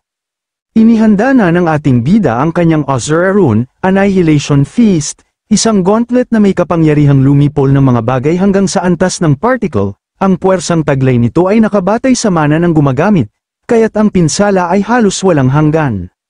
Sunod-sunod na ibinato ng ating bida ang malalakas at napakabilis na suntok sa iba't ibang bahagi ng katawan ni Merkel. At sa huli, tumama ang pinakamabigat niyang suntok sa sikmura nito. Sa tindi ng puwersa, tuluyang lumusat si Van sa katawan ni Merkel na may nakakabinging bilis. Pagkatapos ng matinding atake, agad niyang kinuha ang benda mula sa lupa, at dahan-daang ibinalik iyon sa kanyang kamay. Bakas sa paligid ang bangis ng kanyang kapangyarihan, iniwan ang isang napakalaking marka ng pagkawasak sa lupa. Ngunit hindi pa roon nagtapos ang labanan, bigla na lamang sumiklab ang bugso ng enerhiya mula mismo sa katawan ni Merkel. Habang naglalakad ang ating bida palayo, sumabog ang matinding mana sa kinalalagyan ni Merkel. Sa seryosong ekspresyon, sinabi niya na kukunin na niya ang kanyang pera mula sa kanyang employer. Ang runecraft ay maaaring gamitin sa iba't ibang paraan, maaari nitong bigyan ng kapangyarihang bumalat ng mga talamang buong katawan, lumampas sa espasyo at oras, at kaya ring biyakin ang lupa at hatiin ang mga bundok. Ang mga runecraft ay mga supernatural na puwersang lumalabag sa banal na kaayusan ng universo, at lumalagpas sa mga batas ng pisika. Ngunit sa lahat ng ito, ang Azura Rune ang tinaguriang pinakamasama sa kasaysayan. Gayunpaman, dahil sa mga ginawa ng batang may hawak nito, isang bagong kasaysayan ang nasusulat sa kontinente ng Aten. Sa susunod na eksena, nakita si Van na nahanap si Audi na nakaupo sa tabi ng puno, at tulad ng kanyang inaasahan ay ligtas ito. Agad namang tumayo si Audi, puno ng galit, sabay itinuro ang ating bida, sa tindi ng kanyang emosyon, sumigaw siya at tinawag itong baliw dahil sa biglaang pagkasira ng lahat ng bagay na kanyang ginawa. Sa sobrang inis sinuntok ni Van ang puno sa likod ni Audi, at nagulat naman ang babae sa kanyang ginawa. Sa nakakatakot na ekspresyon ng ating bida, binalaan niya ito at tinanong kung mayroon pa ba itong itinatago sa kanya. Sinabi ni Van na hindi naman siya ganoon kausisero, at hiningi niya ang perang ipinangako ng babae, dahil ligtas niya itong naihatid sa paroroonan, sa takot agad na sumang-ayon si Audi. Agad na inilabas ni Audi ang isang bag na puno ng ginto at iniabot ito kay Van, sinabi niyang may 10,000 ginto sa loob.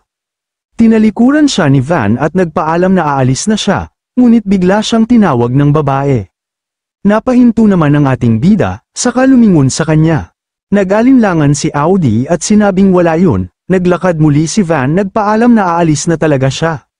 Gusto sanang isama ni Audi si Van sa kanyang pamilya, ngunit ayaw niyang idamay ang isang batang mersenaryo sa digmaan.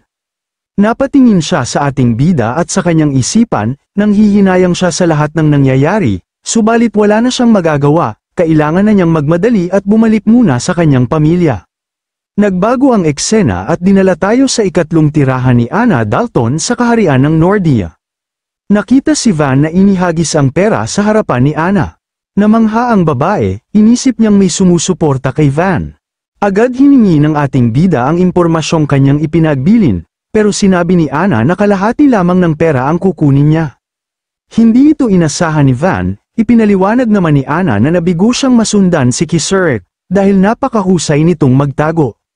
Gayunman, ikinwento niya kay Van ang nalalaman niya tungkol kay Kisurek at sa mga taong posibleng may alam sa kinaroroonan nito. Pinilit siya ng ating bida na sabihin agad sa kanya.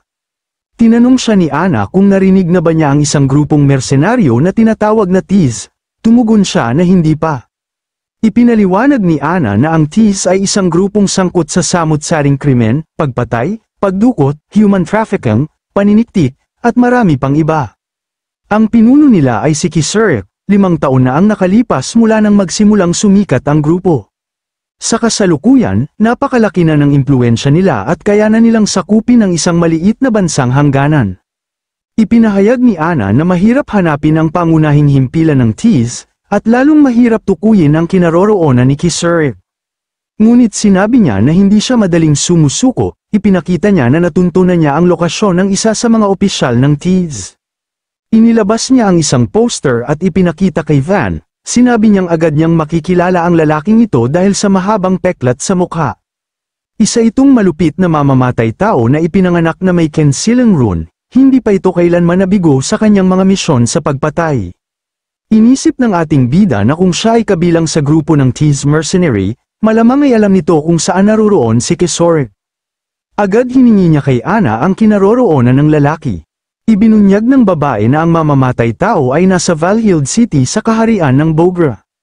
Nagbago ang eksena at dinala tayo sa Valhild City, sa himpilan ng grupo ni Merkel. Makikita ang maraming bangkay sa labas ng gusali, at sa loob, mas marami pang nakahandusay.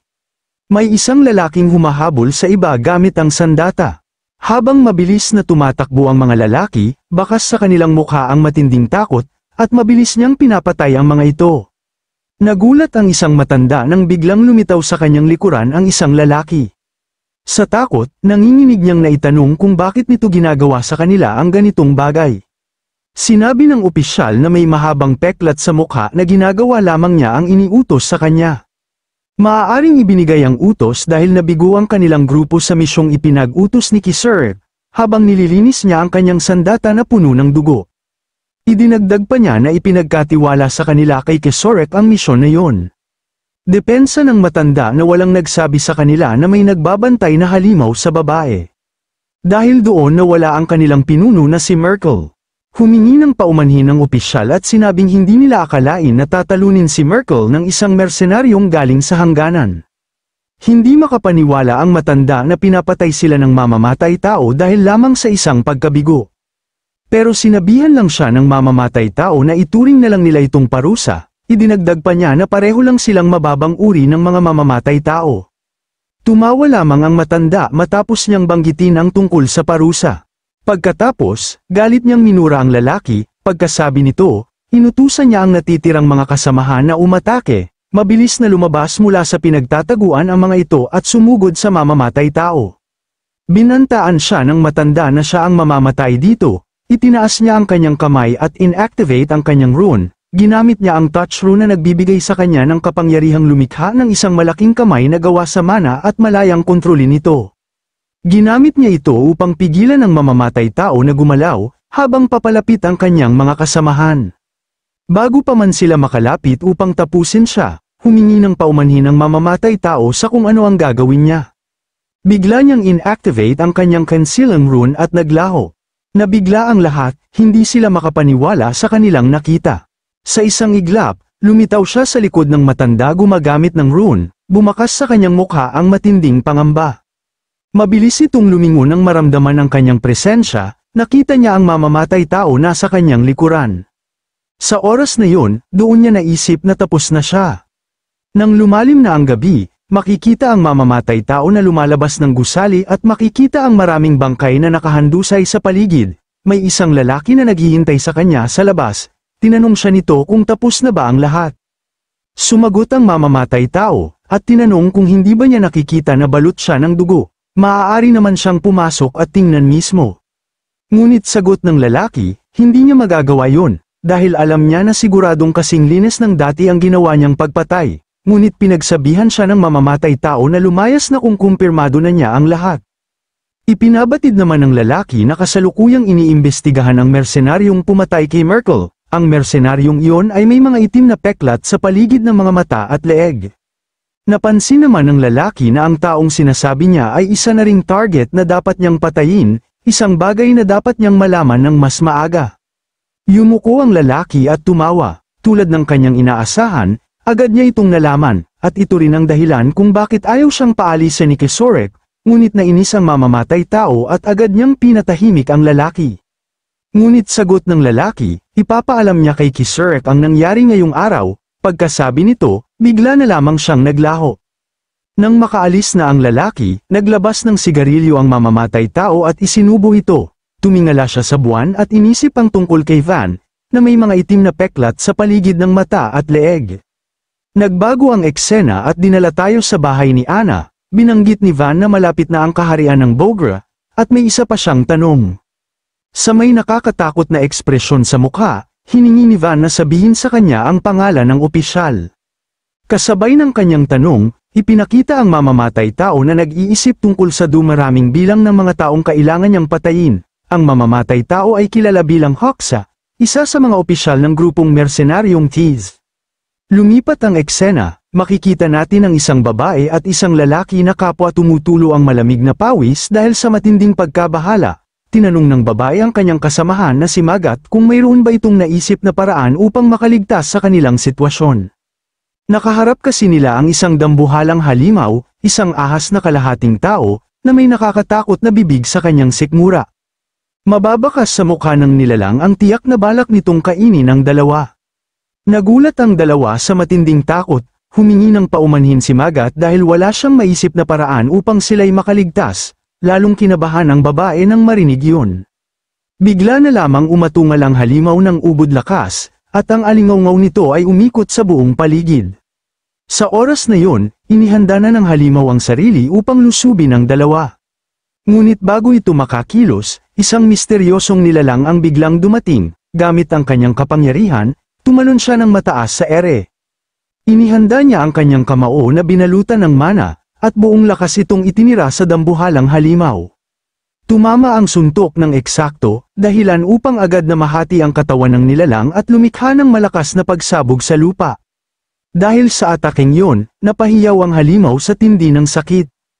Napayakap naman ang babae at si Magat sa pagkagulat, habang nagtatalsikan sa kanilang paligid ang mga laman at bituka ng dambuhalang halimaw.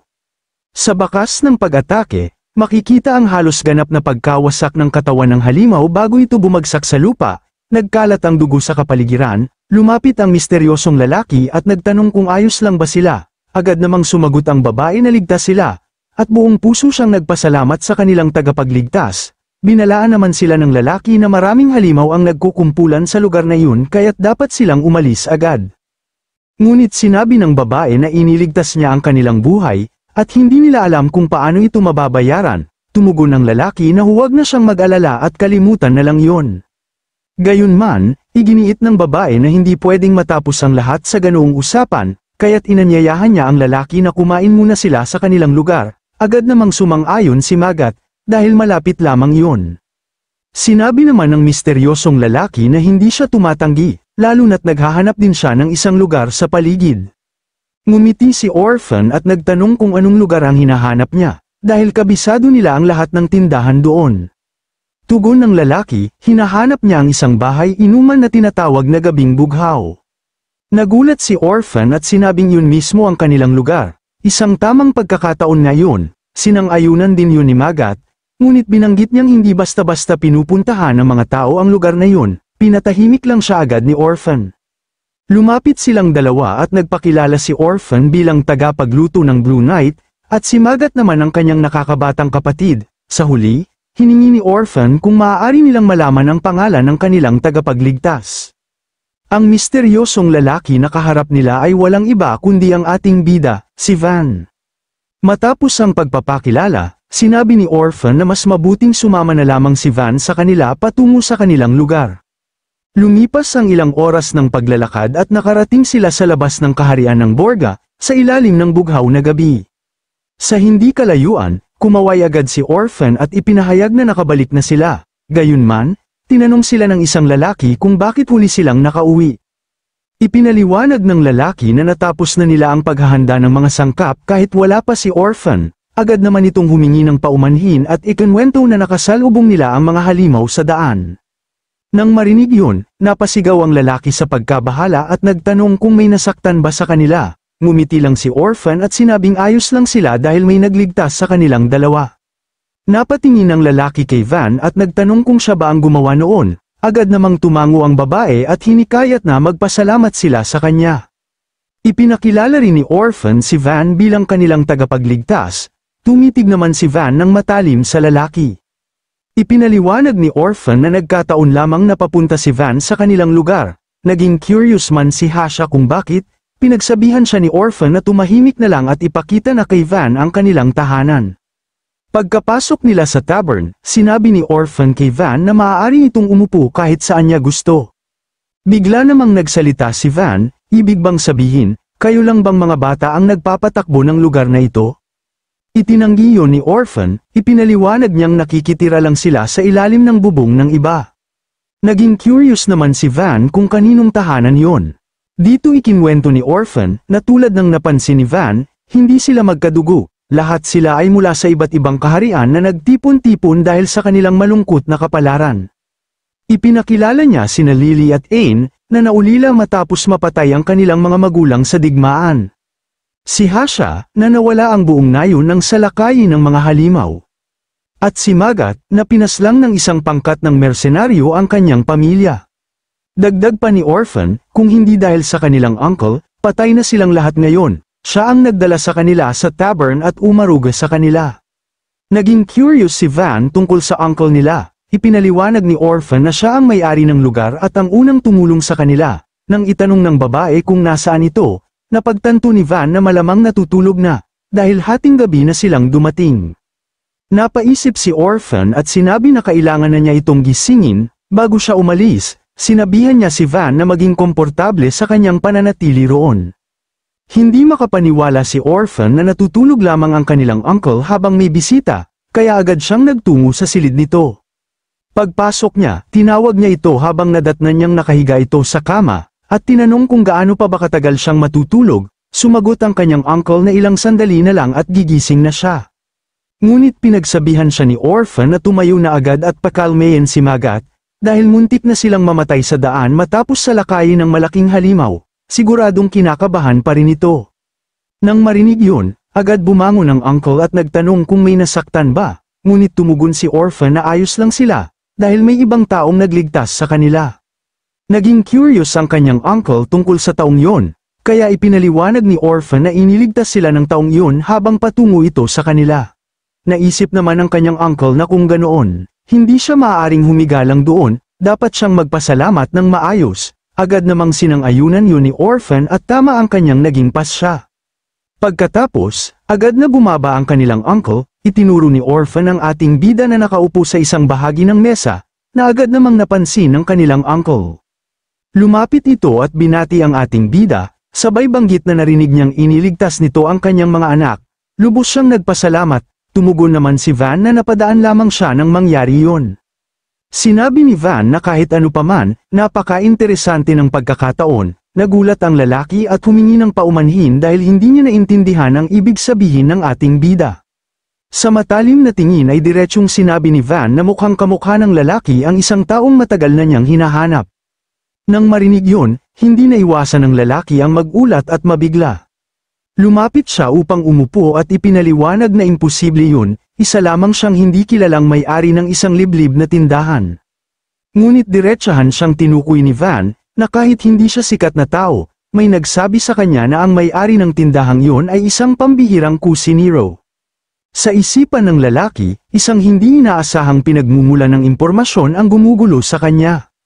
Kaya't tinanong siya ng ating bida kung maaari bang ipakita niya ang kanyang kasanayan.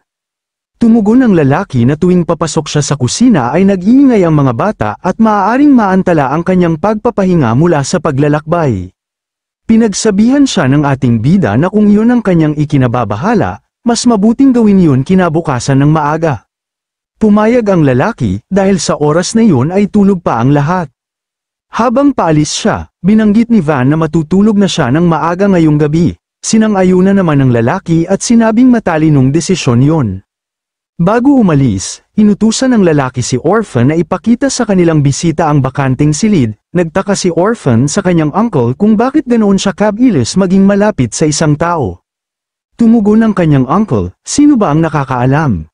Na para bang ipinahihiwatig na marahil, ang mga kapwa kaluluwa ay agad na nakakikilala sa isa't isa. Lumalim ang gabi, at ipinakita na ni Orphan ang silid na tutulugan ng ating bida. Sinabi niya na kung may kailangan ito, maaari siyang tawagin anumang oras. Habang paalis na si Orphan, tinawag siya ng ating bida, agad naman siyang tumugon. Sinabi ng ating bida na huwag siyang pasalamatan, dahil hindi niya yun ginawa para iligtas siya. Napalingon si Orphan at natawa, dahil nung iniligtas din siya ng kanyang uncle na si Haxa, yun din ang parehong bagay na sinabi nito. Kaya't binigkas na lamang niya, kung ganoon, matulog na lang siya ng mahimbing, at natahimik ang ating bida. Ngunit nang dumating ang hating gabi, isang figure ang biglang pumasok sa silid ng ating bida. Bitbit nito ang isang matalim na sandata sa kanyang kamay. Habang mahimbing na natutulog ang ating bida, nakahanda na itong tapusin ang buhay ng taong hinahanap niya, isang assassin na nagngangalang Haska. At sa mismong oras na yun, sinimulan na siyang atakihin ni Haska gamit ang kanyang matalim na sandata. Ngunit nagawa itong mapigilan ni Van gamit lamang ang kanyang isang kamay, na ikinagulat ng assassin. Pagkatapos, bigla siyang sinuntok ng ating bida ng napakalakas, nagawa man itong sanggay ni Haska, dama pa rin niya ang matinding puwersa na tumama sa kanya. Sa matalim na tingin, diretsyong sinabi ni Van na matagal na niyang hinihintay ang araw na ito, at binanggit niya ang pangalan ng assassin, si Haska. Bago pa man pasukin ng assassin si Van sa kanyang silid, may kausap muna siya sa hologram. Ibinunyag niya rito na ang lalaking may maitim na mga pilat sa mata at leeg, ang caster na pinaghihinalaang pumatay kay Merkel, ay kasalukuyang nasa kanyang tavern. Nagulat ang kanyang kausap at nagduda kung totoo nga ba ang kanyang sinasabi, gayunpaman, dahil minsan na siyang nailigtas nito mula sa kapahamakan, hiniling niya na tawagin siya kaagad gamit ang formation. Ngunit pinigilan siya ng assassin, pinayuhan niya itong maghintay muna, baka raw tumakas ang lalaki kapag nakaramdam ng kakaiba. Tiniyak niya na hindi makakawala ang target bago siya tawagin. Agad namang sumang-ayon ang kausap sa hologram, at nagpa siya itong hintayin ang tamang pagkakataon.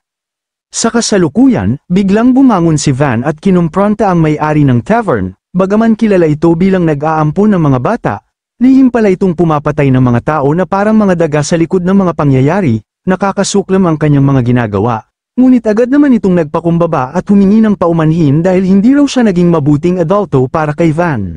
Hindi na nag-aksaya ng oras si Van, naglabas siya ng enerhiya mula sa kanyang katawan at diretsahang tinanong ang assassin kung saan matatagpuan si Kesorek.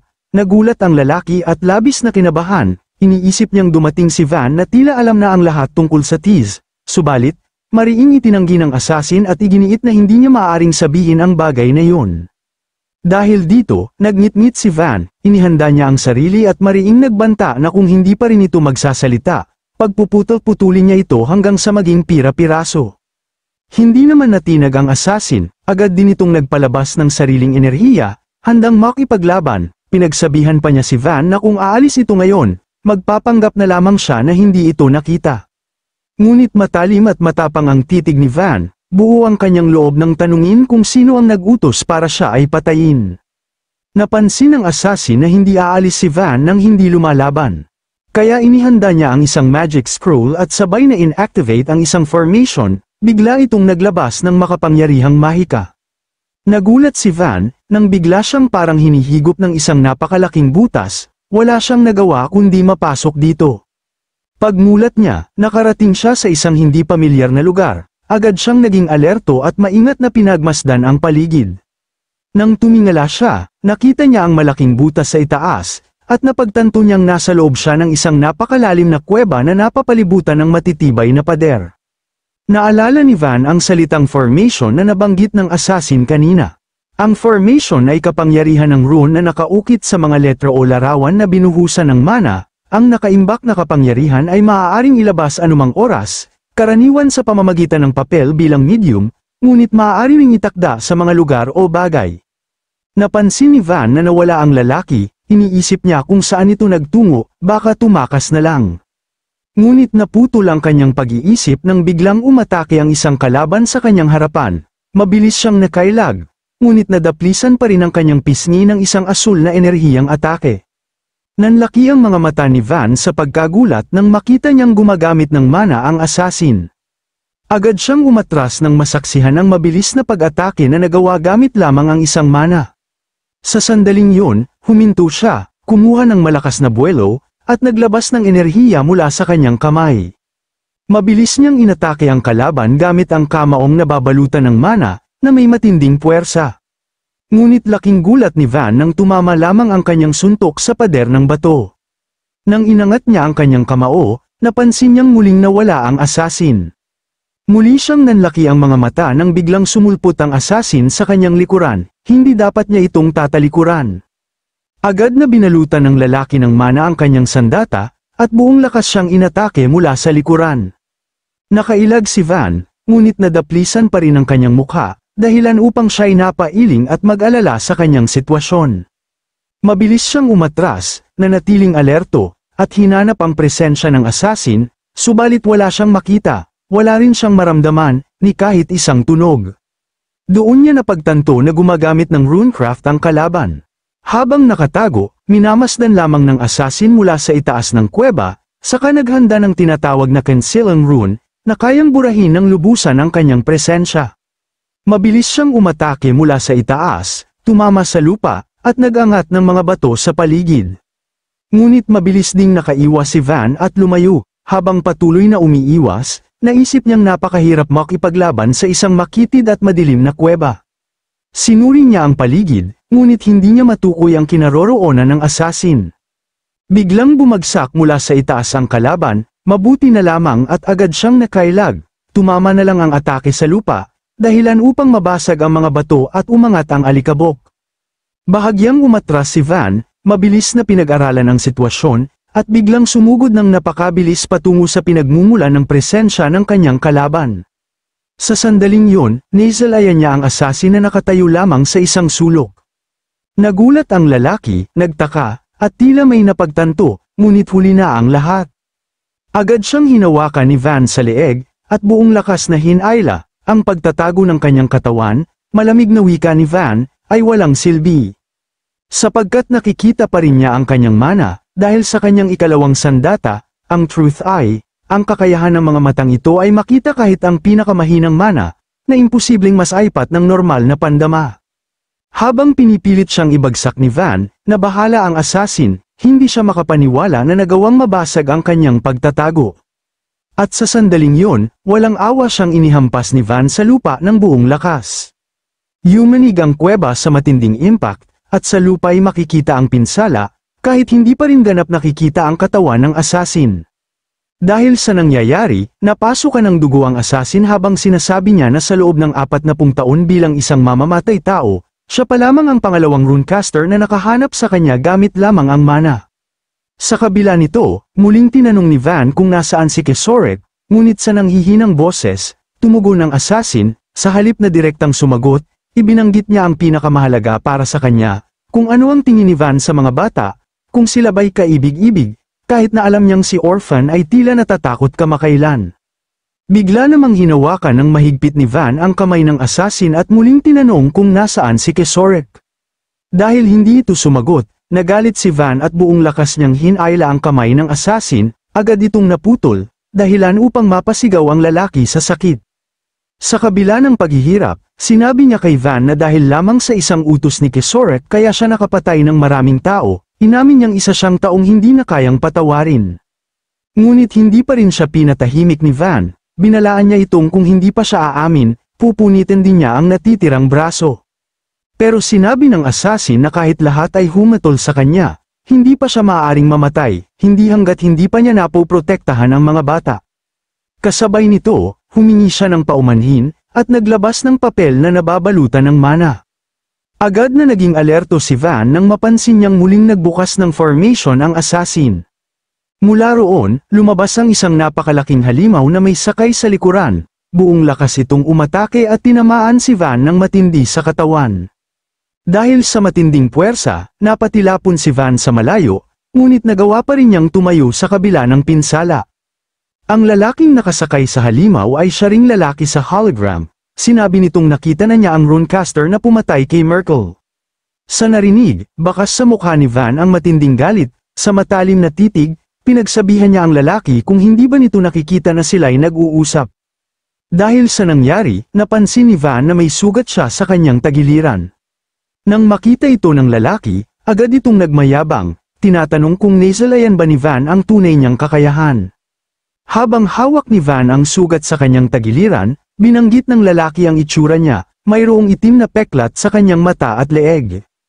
Ang katotohanang inihatid siya nila hanggang dito ay nagpapatunay na malamang siya ang pumatay kay Merkel. Sa oras na yon, nagsama ang taong nasa hologram at ang assassin na may kasamang halimaw. Sandaling napaisip ang assassin sa sitwasyon, binalaan niya ang kanyang kasamahan na mas makabubuting mag-ingat, dahil hinahanap na siya gamit ang mahika, hindi niya man matukoy kung anong antas ng runecaster ang kalaban. Nagulat naman ang kanyang kasama, sapagkat para sa isang taong mukhang bata, kamangha-mangha ito. Habang nag-uusap sila, biglang itinuro ni Van ang bagong dating nakalaban na bigla na lamang sumulpot mula sa wala. Pinagsabihan sila ng ating bida kung handa na ba silang sagutin ang kanyang mga katanungan. Nang marinig ito ng lalaking nasa hologram, nagbulong siya kung ano ang ibig sabihin ng tanong, saka ipinaliwanag ng assassin na ang hinahanap ni Van ay ang lokasyon ni Kesorek. Matapos malaman ang tungkol sa tanong ng ating bida, humingi ng paumanhin, at inihayag ito habang inaalis niya ang kanyang maskara, at ibinato sa lupa. Ngumiti ang lalaking nasa hologram, may bilog sa noo, sa sandaling iyon, naging malinaw na wala nang sasagot sa tanong ni Van, ang lalaking ito ay isa sa mga executive na si Vergit and his mercenary group. Nadismaya si Van, dahil sa palagay niya ay hindi na rin gagana ang pakikipag-usap. Kaya agad siyang umatake ng napakabilis patungo sa lalaki, at sa halimaw nitong kasamahan na humakbang pasulong. Samantala, inihanda ni Van ang kanyang kamao na balot ng kapangyarihan, habang naghanda rin ng malaking halimaw na umatake gamit ang sariling kamao, kasabay ng isang malakas na aatungal. At sa sandaling nagtagpo ang kanilang mga kamao, lumikha yun ng isang alon ng enerhiya na yumanig sa paligid. Sa oras na yun, ginamit ng assassin ang pagkakataon upang makaatake, mabilis siyang sumulpot sa likuran ng ating bida.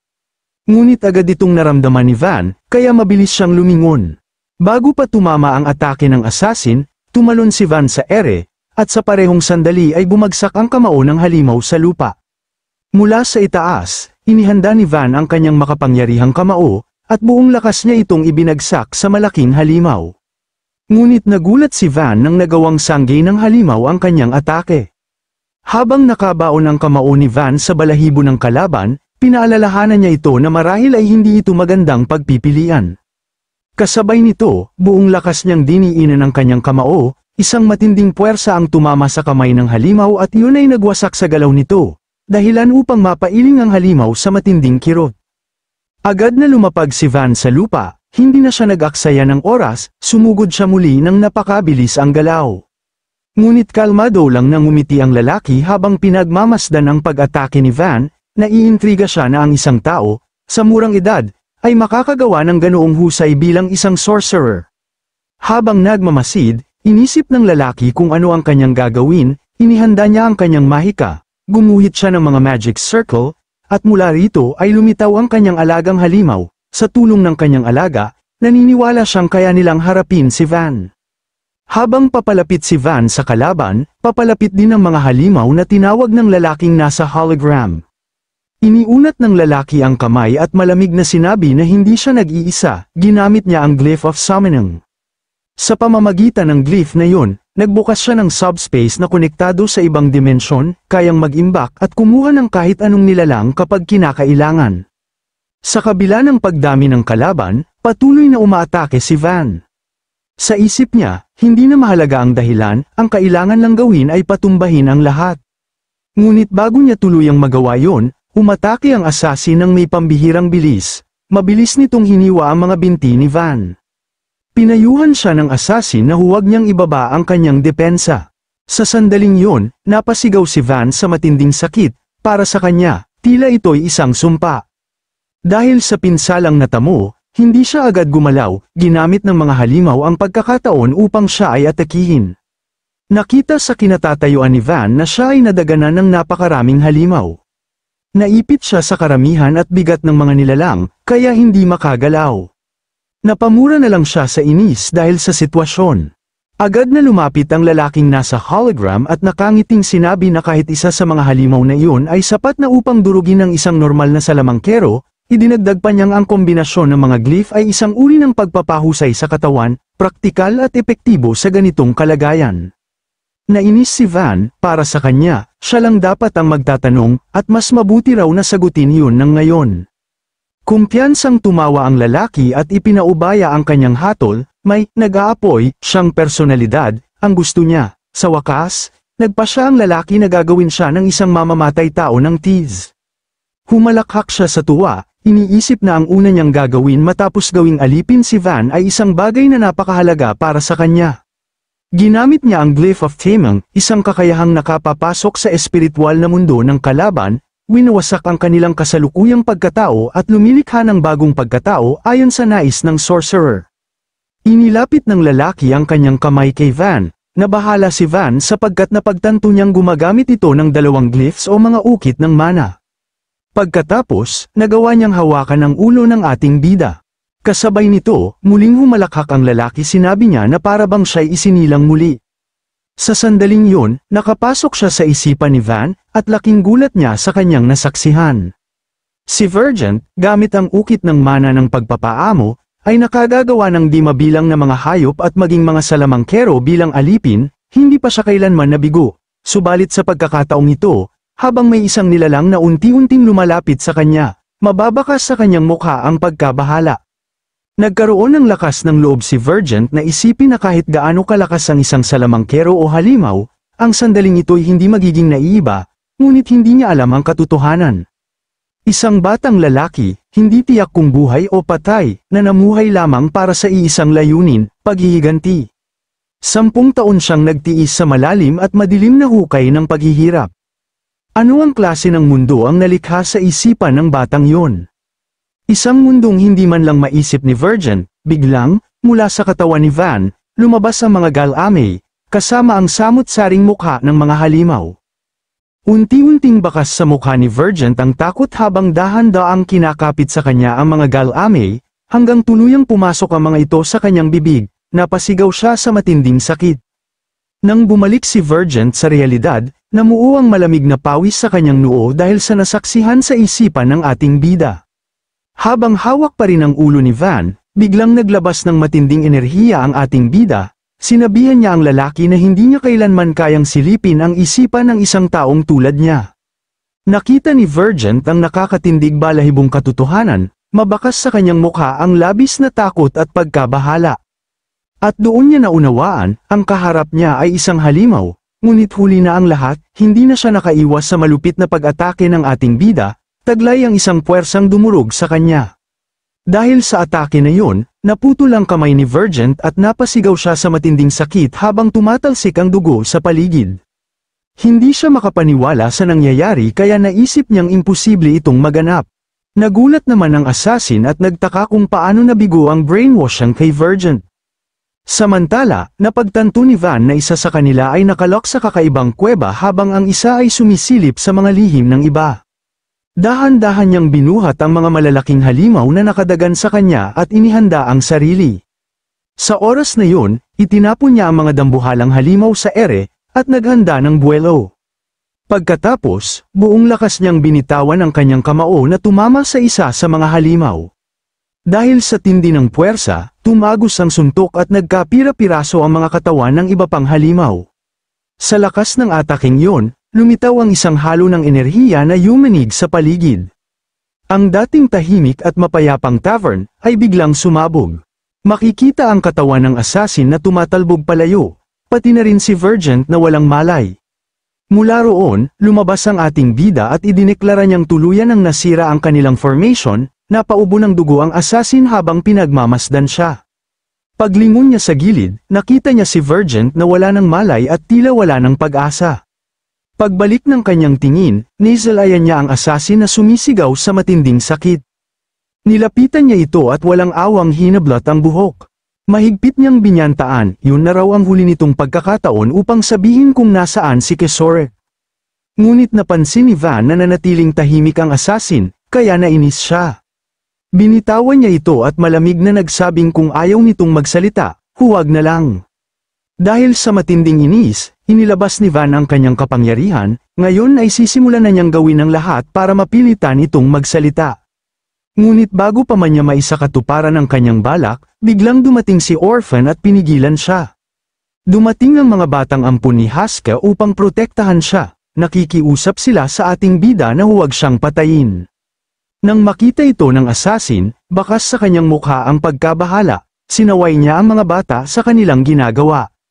Ngunit matapang na sinabi ni Orphan ang pakiusap na sana'y kawan ng ating bida si Haska. Ipinahayag naman ni Van na hindi pa niya pinapatay si Haska, ngunit malinaw niyang idiniin na maaari itong mamatay sa oras ng interogasyon. Itinuro niya ang mga bata at binyantaan na mas mabuti nang lumayo sila, dahil maaaring sila pa ang unang mamatay sa kanyang gagawin. Mula sa kanyang likuran, isang mabilis na atake ang biglang paparating. Isa sa mga ampun ni Haska, si Hasha, ang umatake kay Van upang pigilan ito. Nang makita ito ni Orphan, nagulat siya, at bakas sa kanyang mga mata ang matinding pagkabahala.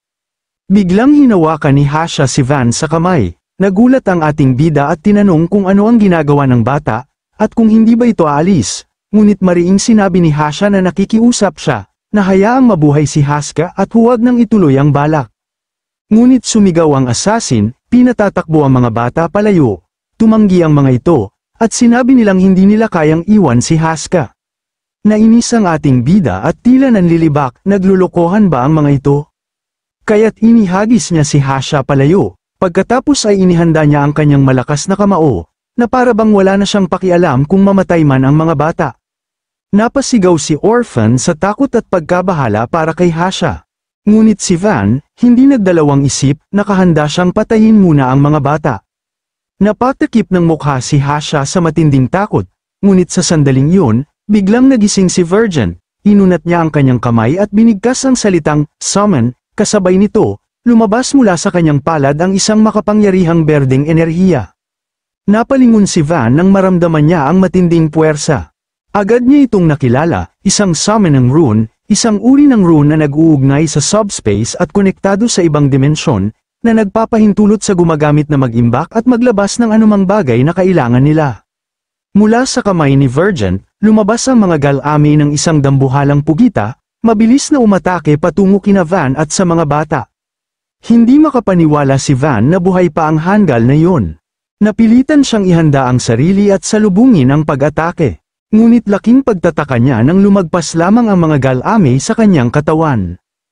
Pagtingin niya sa direksyon ng mga ito, napagtanto niya na ang atake ay hindi nakalaan para sa kanya, kundi tuwirang nakatuon sa mga bata at kay Haska. Sa sandaling yun, tumama ang mga galame sa mga batang ampun ni Haska, habang dinaanan lamang si Van. Dahil sa pangyayari, agad siyang kumilos ng napakabilis upang tapusin na si Virgin. Habang nangyayari yun, kampante namang ngumiti si Virgin, buo ang tiwala niyang nailagay na niya ang sarili sa kanyang dimensyon. Kaya nang dumating si Van upang tapusin siya, bigla na lamang siyang naglaho at tuluyang pumasok sa kanyang sariling mundo. Tahimik na pinagmamasdan ni Van ang natirang mana sa kanyang kamay. Samantala, nakarating na si Virgin sa kanyang dimensyon at inisip niyang dahil pinatay niya si Haska at ang mga bata, wala nang paraan para lumabas ang impormasyon tungkol kay Kesorek. Habang malalim siyang nag-iisip, biglang may figurang dumating sa kanyang likuran, napamura siya, dahil sa lahat ng pinagdaanan niya dulot ng mga batang yon. Ngayon ay isang sorcerer pa ang may kakayahang lumikha ng ganoong bagay. Alam niyang kailangan niya itong agad na iulat kay Kesorek. Ngunit laking gulat niya nang biglang lumitaw si Van sa mismong dimensyon niya. Tumulo ang malamig na pawis sa kanyang mukha, hindi siya makapaniwala kung paano ito nakapasok. Biglang hinawakan siya ng ating bida sa ulo habang litong-lito siya kung paano nakapasok si Van sa kanyang mundo. Ipinaliwanag ni Van na may natirang maliit na daan patungo sa dimensyon. Bago pa tuluyang magsara, inilagay niya ang kanyang mahika at pinilit na buksan yun upang makapasok. Sa kanyang matalim na tingin, pinagsabihan niya si Virgin na dapat sana'y isinara nitong maayos ang pintuan ng dimensyon, naiinis na siya sa paulit-ulit na ganitong mga sitwasyon, kung alam lang daw ba ni Virgin ang kanyang kasalanan. Dahil dito, biglang kinabahan ang kalaban, sa nakakatakot na anyo ni Van, sinabi niyang huwag mag-alala si Virgin, hindi niya ito agad papatayin, sapagkat marami pa siyang itatanong lalo na't pinatay nito si Haska. Sa loob ng isang buwan, dadalhin niya ito pabalik at magtitiis muna ng matinding paakit. Lumabas sa ulo ni Van ang iba't ibang anyo ng halimaw. Ginamit niya ang kanyang ikatlong sumpa, ang tinatawag na Gluttony Pocket, isa itong bulsa na lumalamon ng mga nilalang na may kapangyarihang mahika, hindi ito kayang lunukin ng mga may mas mataas na mana o lakas ng kaluluwa. Mula sa bulsa ng kasakiman, lumitaw ang isang napakalaking bibig na may matatalim na ngipin at dila na pumulupot kay Virgin. Napasigaw ito, umiiyak at nagmamakaawa, ayaw niyang bumalik sa lugar na iyon. Ngunit dahil sa kanyang sobrang ingay, tinakpan ng mga galami ang kanyang bibig upang hindi makapagsalita. At sa huli, tuluyan ang nilamon si Virgin ng bunganga ng halimaw, na naglalaman ng hindi mabilang na iba pang nilalang sa loob. Sa wakas, natapos ni Van ang kanyang kalaban, lumitaw ang isang portal pabalik sa tunay na mundo. At mula roon ay lumabas siya. Tulad ng kanyang inasahan, ang paggamit ng Gluttony Pocket ay lumamon ng napakaraming lakas ng kanyang mahika, mapanganib itong gamitin, lalo na sa kanyang kasalukuyang kondisyon. Pagkalabas niya mula sa dimensyon, agad siyang napaluhod at napayuko sa lupa, nang hihina, habang nasa tabi ng katawan ni Haska. Dumagundong sa isip niya ang tanong, patay na ba silang lahat? Kitang-kita niya ang mga batang nakahandusay sa lupa, naliligo sa sariling dugo. Dahan-daang tumayo si Van, inisip niya na nakakuha na siya ng isang hostage na maaaring magbigay ng impormasyon tungkol kay Kesorek, ngunit una, kailangan niyang makaalis at mabawi ang kanyang kapangyarihang mahika, ngunit bago siya makalayo, biglang nagsalita si Haska at pinigilan siya. Sa mahinang tinig, sinabi nitong si Orphan ay maaari pang mailigtas. Umiiyak at nagmamakaawa si Haska, pakiusap niya kay Van na iligtas ito. Napatigil ang ating bida at napatingin sa kanya.